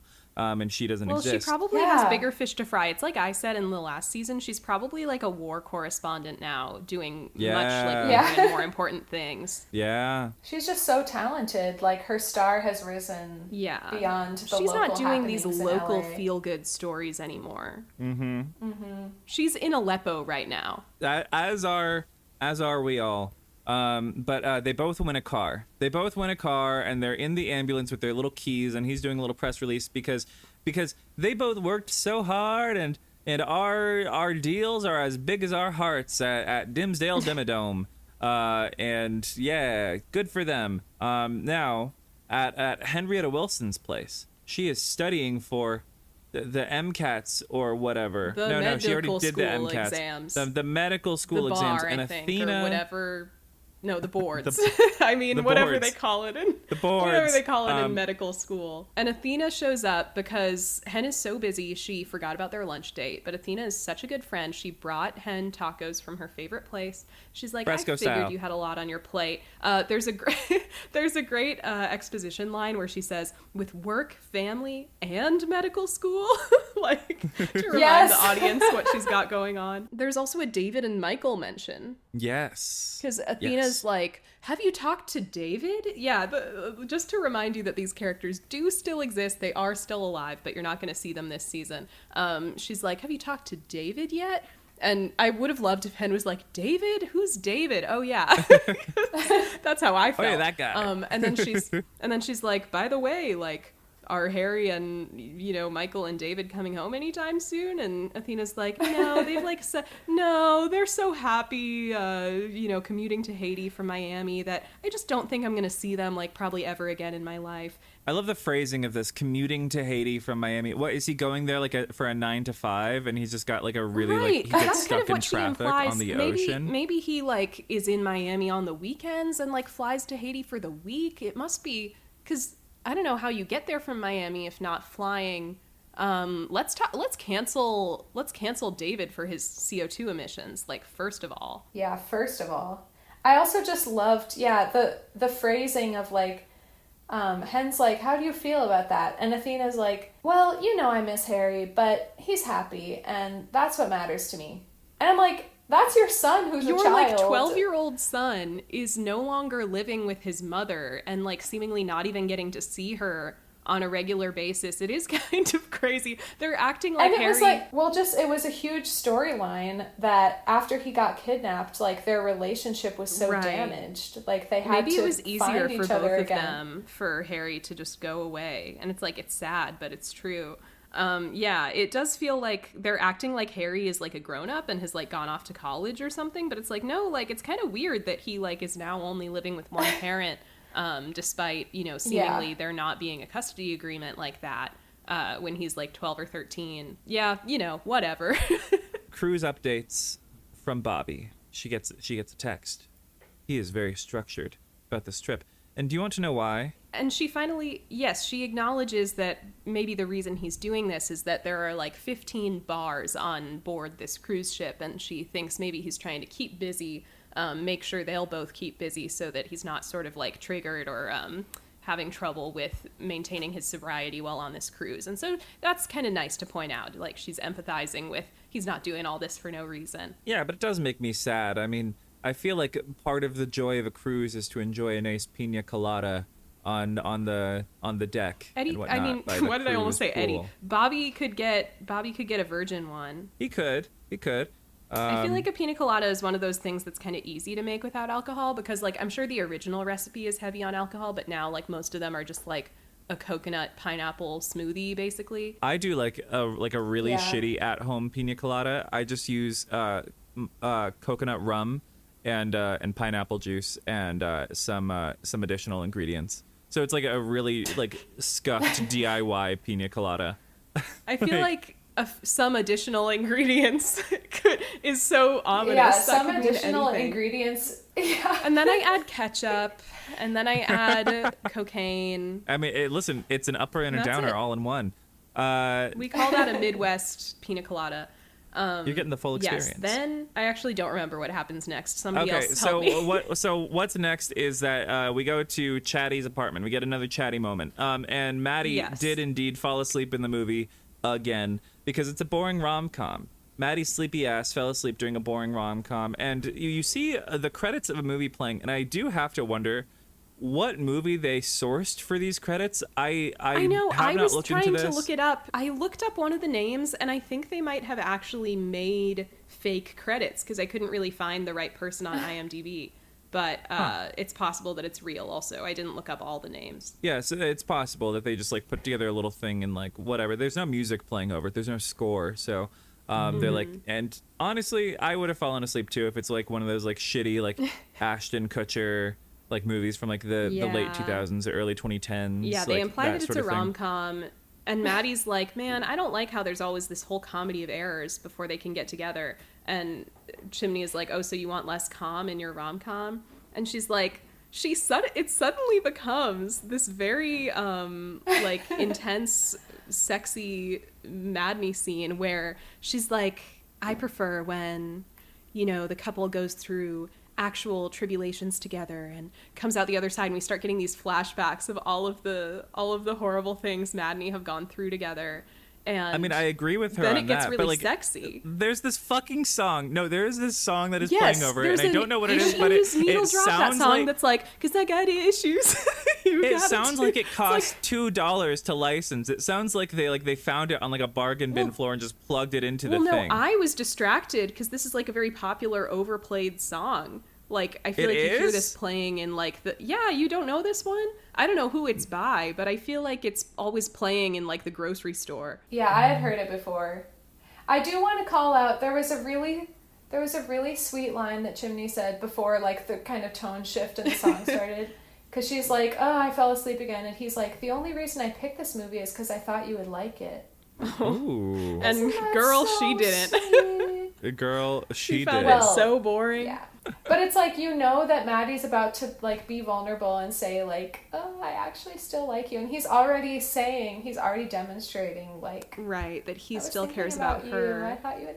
Right. Yeah. Yeah, so Oh, that was so sweet. they're gonna fuck, and they get this sort of they actually get kind of the gay treatment where like you don't actually see lips lock. There's like this wide shot of them, and like the hair is like covering their mouths, and then it cuts to black, and then it cuts to like the following morning with like one of them in an empty bed because it turns out Chimney dipped, and we also can't show scenes of intimacy on this dying Fox No, they program. even. I found it a little weird. They even have Maddie wake up in this like big dowdy tie-dye shirt.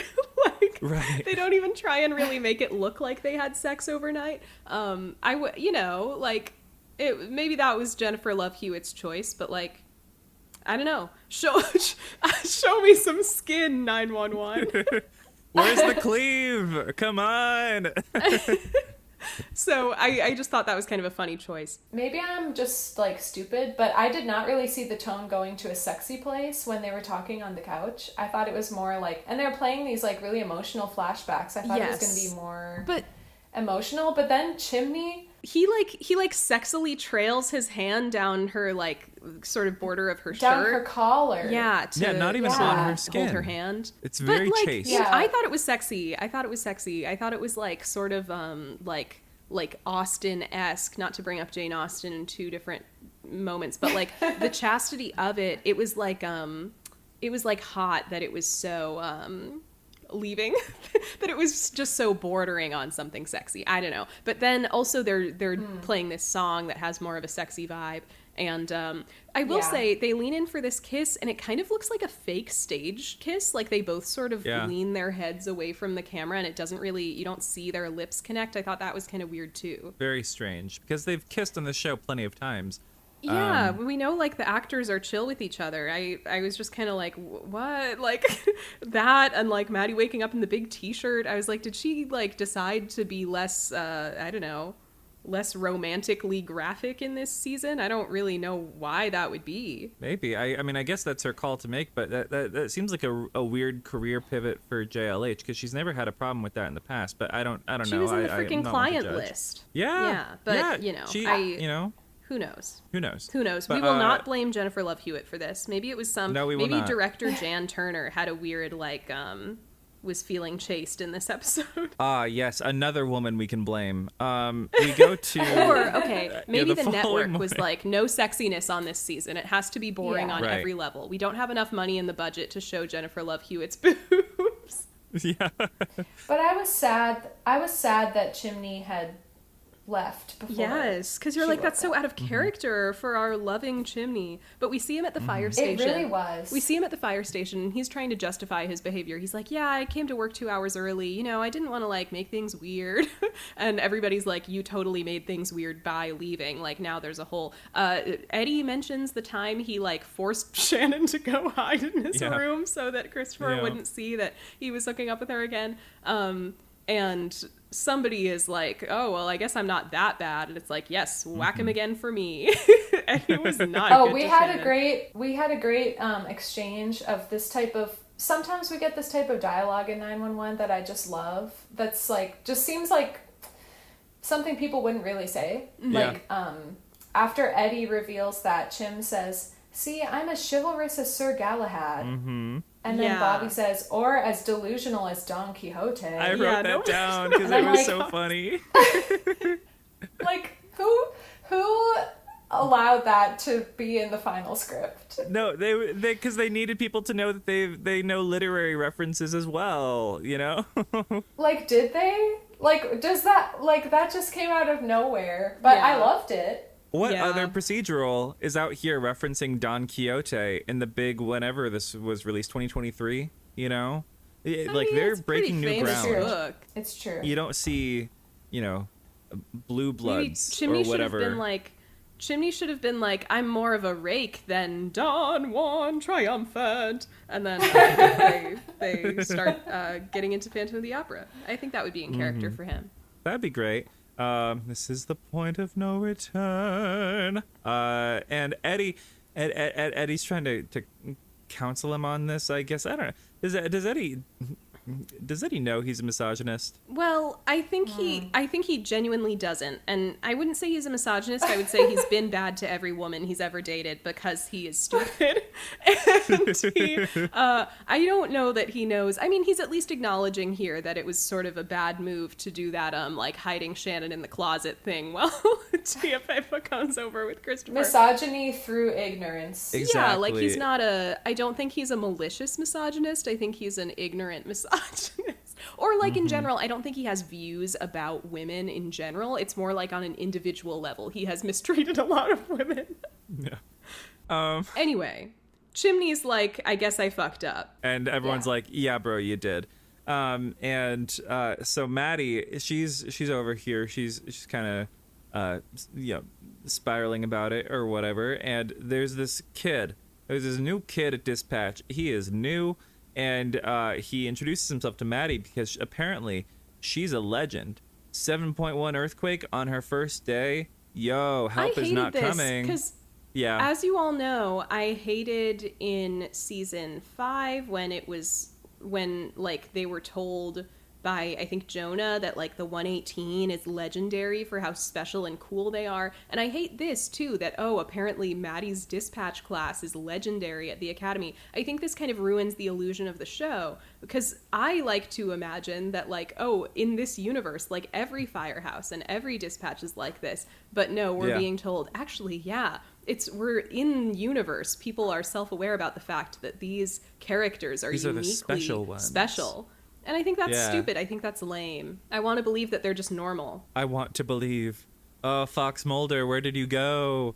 I want to believe that they're normal. Kid is named Noah. So, yeah, we can only assume that he will have a purpose later in the show because he is being introduced to us by name, but it doesn't really matter right now. I don't remember a single thing about him, so I'm going to assume he doesn't. I remember that something happens with him, but I don't really remember what it is. I'll be pleasantly surprised if he comes back at all. He does. I can tell you that right now. I'm pleasantly surprised right now. And Maddie, she goes right into work mode. She takes a 911 call, and there's this kid. His name is Kenyon, and he's got a 6-year-old brother who's missing because he's the master of hide and seek. And Kenyon, he's scared because he's like 12, and he's like, "Where'd my brother go? Where's my brother?" What kind of loser do you have to be to call 911 because you're playing hide and seek and you can't find the person who's hiding? Like, I'm sorry, that's a skill issue. Like, oh, sounds like you need to seek a little more than 12-year-old boy. Damn. Jane Mulcahy said, this 12-year-old child fucking sucks at hide and seek. I did say that. Like, try playing the game, mister. Yeah, oh, you can't find him? Oh, I wonder why that is. Basically, this call has no purpose other than, I mean, it has no consequences. The point is, I was actually a little confused what they were even trying to do here at first, but the point is supposed to be that it makes Maddie realize that Chimney is afraid of losing her because she walked out that one time. Is that what it is? You know, the kid. Is that what it's supposed to be? Yes, I believe so. Because the kid eventually does find Maddie. I did not get that at all. She's like, well, I think they executed it weird because the whole thing is Maddie is like, oh, is there a place in the house, like the scariest place that you know your brother would know that you wouldn't want to come find him? And so he ends up finding him in like the creepy crawl space where the kids don't like to go. And so he finds the brother, it's fine. And so that feels confusing because it feels like that is supposed to be significant to the situation. Like that's supposed to be your takeaway. Like I thought, like, oh, how does this relate to Maddie? Like there's some, is she going to have to find Chimney in the scariest place? But no, I think the point that we're supposed to take away is just that, when the kid talks about like, oh, I used to run away from home and then I stopped because my mom would get so scared, and it took a long time for her to stop worrying about me. I think that's supposed to be our takeaway of, oh, Chimney is afraid to commit to Maddie because he's afraid that she won't commit to him and she'll run away again. Okay, but that's just some bullshit that you just made up. I That's know. just some shit that you that just is made what is up. communicated on the show. That's what's communicated on the show. But the thing of like find the scariest place and that's where he'd be hiding, that is confusing because that has nothing to do with Maddie, but it feels like the main takeaway of the call. None of it has anything to do with Maddie. It's very tangentially. It's a reach for sure. They could have said this was related to, I don't know, Bobby and the Booze or something, and I'd buy that more. I don't know, man. It is supposed to be emotionally resonant to Maddie, but it's not executed very well in that sense. A lot of things in this episode what happens next? Are falling that way. So what happens next is actually the immediate resolution of the Chimney Maddie thing. We get set up. Okay, perfect. And then the call, and then the resolution. It has no time to breathe because this episode is structured so strangely. So weird. And so this was another one where, like, I noticed how, similar to the blimp thing, the problem was completely resolved between commercial breaks. Yes. Mm-hmm. Yes.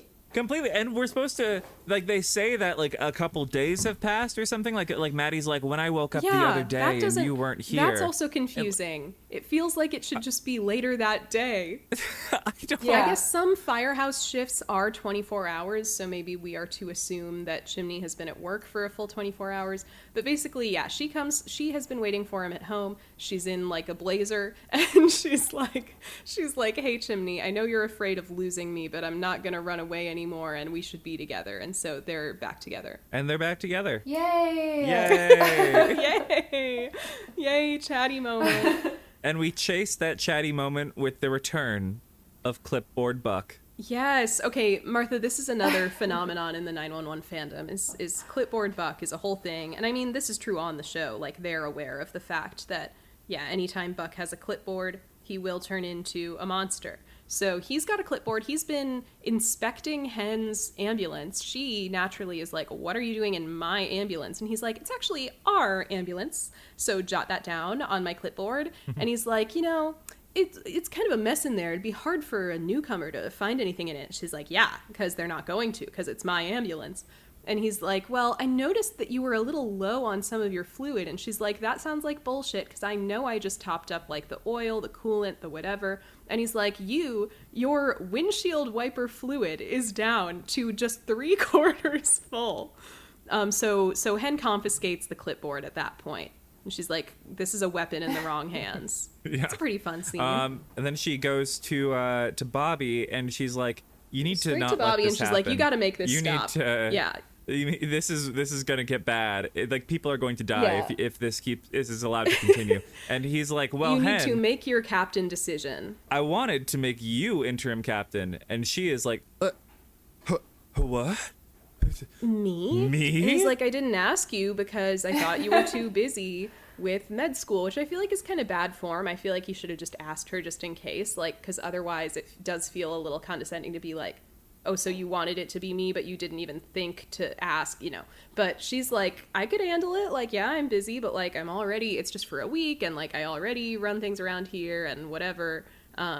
And so he says, sure, you can be my replacement. They're not allowing anything to, like, be under the surface in this conversation. Hen is just saying, just putting it all out there. Like, oh, yeah, and, you know, it's only 3 shifts a week because they're 24-hour shifts. And, yeah, I'm in medical school, but I'm already doing, you know, I already do a lot of paperwork. I think that's fine. And I think it's kind of fun that she just gave the very straightforward, realistic answer. Like, I don't know. It's like what the conversation would be in real life. She says, like, when I first got here, the old captain didn't even see me as That's a firefighter. true. That part was pretty unsubtle. Yeah. And now you're telling me was just more a few so short what it was. years later that I could be, you want me to be your replacement captain. So basically she's very happy to have been asked. And that's who Bobby is going to go with as his replacement. Of course, it's not going to be Buck. Buck is kind of delusional for thinking he was even on the list. He's as delusional as Don Quixote. Listen. I would sooner give it to sweet baby Ravi, who is conspicuously absent from Where the a fuck is vast Robbie? majority of this Oh, yeah. season. Where did he go? I think there's an I explanation didn't- for this eventually. I think he's been like working at the academy or something. But yeah, we don't know that at this point. Nobody mentions it. Imagine like Ravi just stopped in canon. He probably just stopped showing up at work because he got like this new gig, and nobody probably noticed. They were probably Nobody nobody noticed. said, "Where's Ravi?" Oh, I also feel like, though, My sweet along boy. the lines of Buck character assassination, like, there was an arc with their relationship where Buck at first was being like super obnoxious, like Yeah. having to showing him every little thing and being super Bobby. condescending, and then he kind of like grew into seeing like his, like, taking mentorship more seriously and seeing that that the probie had like strengths and abilities, and then they go in this episode just back to like, oh, he's just the exact same as before with his clipboard, like being ridiculous. Buck I'm just is saying, kind of they're an not letting Arrested Buck Development grow. character. Yeah, because he has Yeah. to be like the young, innocent baby in every season. So now we're on like season 9. bro's like 35 and he still is like, man, when am I going to find the right partner for me? When am I going to find my place in this world? And it's like, there is one answer, and it's Buddy, but the show won't pull the trigger on that yet. So we just have to watch. Some people call it Buck's like hamster wheel problem, where, because I think there's a line at some point in the show about him being on the hamster wheel, and it's like, yeah, he can never get off the hamster wheel, relationship wise, career wise. I mean, there's been a development at the end of season 9, Martha, that I will not spoil, that will take his life in a bit of a different direction, but you know, otherwise it will take his life. It will take I his was about life. to say it will take his life. So Buck dies. No, so it's just There's like been a development where he gonna will casually transcend spoil into the next astral plane, yeah. along with L. Ron Hubbard. Imagine if they were like his physical vessel. Imagine if they killed off a main character, but instead of having them stay dead, they become like a ghost character for the rest of the show, and it's just like a quirky sitcom, like, uh-oh, ghost dad, like that Bill Cosby movie, I think. Oh, well. I mean, his sister is the ghost whisperer, so, you know, there's That's always true. room. That is there's so always true. room. Yes, that is true. But Hen is interim captain, and Buck is devastated because he is still kissing ass by the time that Bobby tells him. And then he says, in his dejected way, the most ridiculous line that has ever left his lips. He goes, "Is this because I don't have a couch?" Yeah, and Bobby naturally is like, what does that mean? Why don't you have a couch? He's like, and he's why like, would you say that? Yeah, why? Yeah, he's like, you know, I'm basically, he basically tells Bobby, like, no, you don't understand. The couch is like a metaphor for like where I'm at in my life and my life being incomplete. And Bobby's like, oh, okay. He's like, Bobby, have you ever heard about couch theory? I've got this hour-long YouTube video you can watch about it. Yeah, he is like, I guess you're missing something in your life. And Buck's like, yeah. And Bobby's like, you'll figure it out. Don't worry. Career success won't get And you that's there. that's when Buck called 911 and said, "Help, my boss doesn't trust my leadership skills." Yes, exactly. That was a great joke, And then the Martha. studio laughed. And the studio The studio as it laughs. the crowd went wild. The crowd went wild. And Buck, tears fell from Buck's eyes as the Pagliacci, Yeah, The crying but doctor, clown. I am Buck. made to suffer the tragedies as the clown that he is. You guys are gonna have to help me out here. My notes No, are what over. happens next is we get our 4th fucking needle drop of the episode, and it's just like another Yes. fuck-ass cursive piano song. And Hen, Yeah, I she's didn't like, know this one. I didn't. she's know like, she's this moving one. on up. She's like, she's Hen is sitting very down in the proud of captain's having chair. been named interim captain because, she doesn't know yet that Bobby's not actually going to end up going, oh, wait, no, he does still go on a trip, so she's still going to be interim captain. Forget I said that. Yeah. Hen is really proud of having been named interim captain. She calls Karen, and I thought it was going to be like, hey, Karen, like, guess who just got named captain? But no, she just says, looks like I'm gonna be working a little late. And it's like, girl, like, tell your wife. Like, is it implied that she's already I told thought that her? too. Like, why not just tell her? I was like, I feel like it would be yeah. a sweeter scene to show how proud she is to be like, you're never gonna believe what Bobby just told me, like, whatever. Like, that's so weird that she doesn't But do you know that. what? They probably didn't have the budget. Like, given how To many get Tracy characters have Toms. been, like, cut or, like, But only still- FaceTimed But on still, this episode. they could have just like, had Hen say the line, say a different line. Yeah. Like, honey, I have some Yeah. exciting that news, struck whatever. that also struck me as weird. Okay, so this is important. Eddie and Christopher are back at Buck's apartment playing the same game No, that they were I playing think- before. I think they're supposed What to be. game is this? No, they're supposed to be at their house in this last No, shot. they're at Buck's. It pans over, and they're No, in it Buck's doesn't apartment, pan. and then Buck is in the living room. It pans.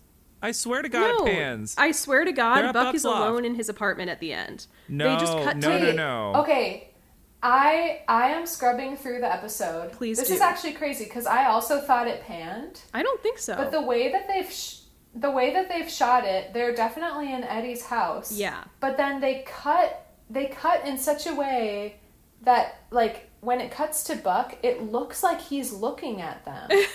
Which But again, he's just in his. this is why Yeah, buddies anyone who get so wants to- crazy. This is why buddies get so Anyone crazy. who wants to check this, this is at like 41 minutes of the I'm episode. telling okay? you- and you can all see. Yeah. I'm telling you, like, I yes, it swore is that- definitely yeah. supposed to be, like, Eddie is on Eddie and Christopher are in Eddie's house set. And of course they don't interact with Buck at all here. So it's like, what's supposed to be communicated by the Buck shot is Buck is in his house. He looks at the empty void where his couch used to be, and he takes his like single seater armchair, lifts it up like nothing. I thought that was hot. I was like, wow, I just moved a bunch of furniture into my apartment. I would not have been able to lift that heavy armchair all by myself, but he does it like it's nothing because he's a big, strong firefighter. And he lifts it up. That's true. He lifts it up and he takes it over to where his couch used to be, and he sits in it by himself. And so it's interesting. It's implied that the answer to his quandary is that all he needs is himself. He's his own soulmate, as Lizzo would say. But it is weird that they form this, like, they form a relationship between the two images through, this is kind of like the art of editing, you guys, is you can create an association between two images by juxtaposing them like this. So, well, not even juxtaposing, because that would imply that they're like that they're contrasting, when no, it's more of a whatever. They're forming a relationship between these two images by going right from the domestic scene of Eddie and Christopher, which seems to serve no purpose other than just reminding us that Eddie exists, right? And is happy, I guess. So we see Eddie and Christopher. That's Eddie's and role then, in all of these fucking closing montages. That's the only arguably the thing whole with show. In these, yeah, like yeah. the They whole always show. just cut to Eddie to remind you that he's still around, and then that's it. And if I remember correctly, he has very little to do in this season in general. No spoilers, I guess. But then cutting to Buck. I know both of you are more like film people, okay? But I did take one elective in college that was a film studies elective, and I learned things such as like the 180 rule. Yes. And such as like, and so the way they do these two shots with Eddie and Christopher playing the game, and then with Buck, is like it maintains the 180. So it's like you're kind of seeing them on the same plane. The camera is shooting like, okay, it's like if Eddie and Christopher were off to the left and the camera is pointing at them, and then when it cuts to Buck, he is looking in that direction, and it's shooting him as though he's to the right. The eye line makes it seem like they are related. Yes. Which probably... And then so Buck is like really staring, and then he turns and he grabs the chair. So it really makes you think that it makes it seem like they're in the same space. And it also makes me think like if Buck did die and he became a ghost that was watching over these characters, like it would be exactly like this. Like he's watching over them, but he's not physically there. Like they don't know that he's there, but the his movie Ghost, like... but Eddie is Demi Moore. Yeah, it's watching over them. God, the psychology. So I would guess that it was just a matter of sort of not incompetent filmmaking and editing, but careless filmmaking and editing, in the sense that they accidentally shot these shots that when edited together look like they correspond to each other. And I mean, I guess there's a very small chance it was intentional, but in that case, I would just say, okay, we queer bait alert, because I basically, no matter what it was, you can really see in real time. This is an example of how buddy psychosis starts. Is like, it's not really psychosis. There are like textual things making it seem like there's a relationship here. And like this being sort of a follow-up to that scene early in the episode where it seems like they're foreshadowing things about Buck's romantic life while Eddie and Christopher are right there, and they're sort of looking at each other with this energy, and you can understand, okay? Buddy shippers are not entirely delusional, okay? We have not entirely. We have some real reasons we have been misled here. We have been down this road before, and it's best to protect our hearts in these kinds of scenarios. But speaking of Maddie, sometimes it can feel like your heart's living on the outside of your body. Am I right? Wow. Is that from the show? Well, at the beginning of the episode, we had the girl with her heart was in a backpack. Wow, I thought you were like quoting some episode I had forgotten about. Wow, I've already forgotten what happened in this episode. So then we have like one more scene, Okay. right? Maddie Yes, comes one home. more She's scene. she's moving back in, and then the Oh, yeah. montage ends. Yeah, she moves back in And with Jimmy. Ji That's the Yeon is important like, thing. "Mama, leave," and Maddie very she's seriously like, goes, "No, Mama, stay, Mama, stay. Mama, stay." Which I Hell thought- Mother, you I thought- had me. Sorry, John Lennon. That could be a candidate for the name of the episode. Mama, Mama, stay. stay. Mama, stay. And then we have one final scene where Bob Thena are on FaceTime with Athena's parents, parent Thena. Yes. And They're on FaceTime, you know, they're and updating Bobby them about is the showing off his cruise. shirt. But Athena's showing off her hat and everything. It's very like classic cruise wear. The dad comes on to FaceTime as well. Yeah, he's like, "Wow, my daughter is so beautiful." And then he's like, "Hey, sorry guys, I'm going to run off to the hardware store." And the mom is like, "Oh, that's where he goes to socialize with his friends or whatever." And he's like, "Yeah, I hate bingo, so I've got to go to the hardware store to hang out with the guys." You get a And, shuffleboard he- mention as well. You get like Right, he name dropped shuffleboard. Yeah. So he's going to And go out for a he- pack of cigarettes, and he Yeah, gets in his and never car. come back. And he gets in his car, and all seems to be well. And, you know, Athena's still on FaceTime with mom. When suddenly, Samuel, I think his name is, Athena's dad, just like drives his car right into the porch where Athena's mom is. And Athena and Bobby are watching this all happen on FaceTime, just like the chaos and the mom screaming. And, you know, they're like, "What is going on? Mom, are you okay?" And that's sort of our cliffhanger for the episode. I wish they would have stayed on FaceTime longer, so we could have gotten like an Ice Cube War of the Worlds via Zoom kind of moment. Right. That's how the ensuing episode should have been shot. Like to cut Yes. corners, they could have done it all on FaceTime. It's a concept episode, okay? And yeah, that's how it ends. Props to this nothing burger of an episode. This opening disaster scenario that isn't really. It did end on a compelling twist that I thought was the most exciting part of the episode for me personally. Yeah, it made me want to go straight to the next episode, You know, yeah. which So I haven't watched yet. that's the job of you know the episode, I suppose, is to keep you engaged for the next one, because we're all just sucked into this feedback loop of 911 and Yeah. it's terrifying. But Martha, how did you like this episode, our esteemed guest? Well, on that note, you know, I felt most of the episode not super engaged, and then the last 30 seconds really grabbed my attention. And, Like all good episodes of and then it television. ended. Just when I think I'm out, they pull me back in. Yep, I'm back in again. Mm-hmm. Yeah. I mean, I appreciated the buddy here stuff. we go, season 6. Yeah, You know? let the games begin, as they say. I appreciated the buddy the stuff. games I know begin. it's not that much, but you know what there was, I enjoyed. I liked like petulant dummy Buck in this episode. That's always a fun mode for him to be in, even if like you're like, yeah, Buck, there was no way in hell you were gonna be like a contender for interim captain. You're still clearly like the kid of the team, even though we're 6 seasons in. I liked that Eddie looked pretty the whole time.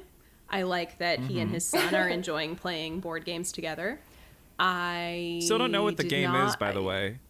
It was some kind not of sure word. what I it think was. it's. I don't know the name of the game, but it's that one where like they scramble a bunch of letters, and I think they have to, with a timer, they have to like come up with words they can spell with the scrambled letters or something. It looked like I'm a word so game. bad at those. I don't have the brain for it. Like word jumbles always like fuck me up. Well, good thing Eddie and Christopher do. And I liked the Madney in abstract. Like, I like seeing Madney romance scenes on my screen, but as we talked about, I don't think they did the most compelling thing with the Madney stuff. Like, it really did feel a little rushed. Yeah. I am dreading the rest of this season. You know, we're in for a drag, but we're gonna get through it together. You know, the next 2 episodes are probably going to be good, engaging TV. But I make no Yeah. promises about the rest of the season. And then after this season, which is my least favorite season, we go right into Jane's least favorite season, So we've got we'll see how it holds we've up got on a some rewatch, stinkers yeah. ahead of us, you know. But all that being said, you know, thank you, Martha, for joining us. Yes. Your contributions Thanks for have having been me. A historic lovely and valuable. occasion. 2 Mulcahy sisters in one episode. I'm surprised a black hole didn't Yeah. form. But Yeah, I was going to say, this is probably the first time we've been seen together publicly in a content creation sense since, like, our Wattpad videos, which are, like, ancient and from before I had any viewers Yeah. on the YouTube channel and would probably really embarrass me to watch back now. But, oh, the fun that we had. And anyway, we haven't done a video together since then. Thank you both for welcoming me into this sacred space of the First Respodcast. It was my honor. I love the show. I love the show 911. I love the podcast First Respodcast. Wow. And good luck, because you just sounded pretty pessimistic about 2 Yeah. full seasons of TV coming up that you've made it your job to talk about in detail. So Right. At That's least our we're getting shtick. paid for it now. Shout out That's to our our shtick. patrons. Yeah, no, shout out to the viewers. If you would also like to wish us luck, well, first of all, thank you so much for listening. And, you know, if you want to, you know, just pat us on the back or what have you, follow us on social media at First Respodcast, spelled how it sounds. And if you want to support us even further than that, subscribe to our Patreon, where this month the winning topic for the bonus episode poll is Jane and Ryan take the plunge, writing our own 911 shots. We will be dipping our toe into the shark-infested waters of 911 fanfic from a writer's perspective. So stay I tuned was for just that. trying and, to work on one last night, and I don't think I will have an easy time of this.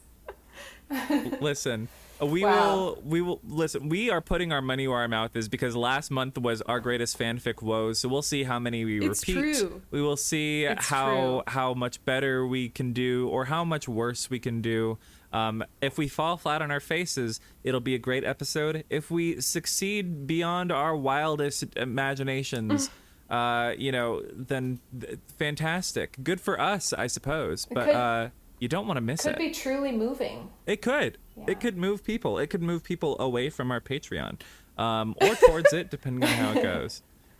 So if you want to Yes. hear that and maybe read along with us, stick around for that and give us your fucking money. Martha, at the end of these episodes, we like to do a little closing stinger, just remember, or something like that.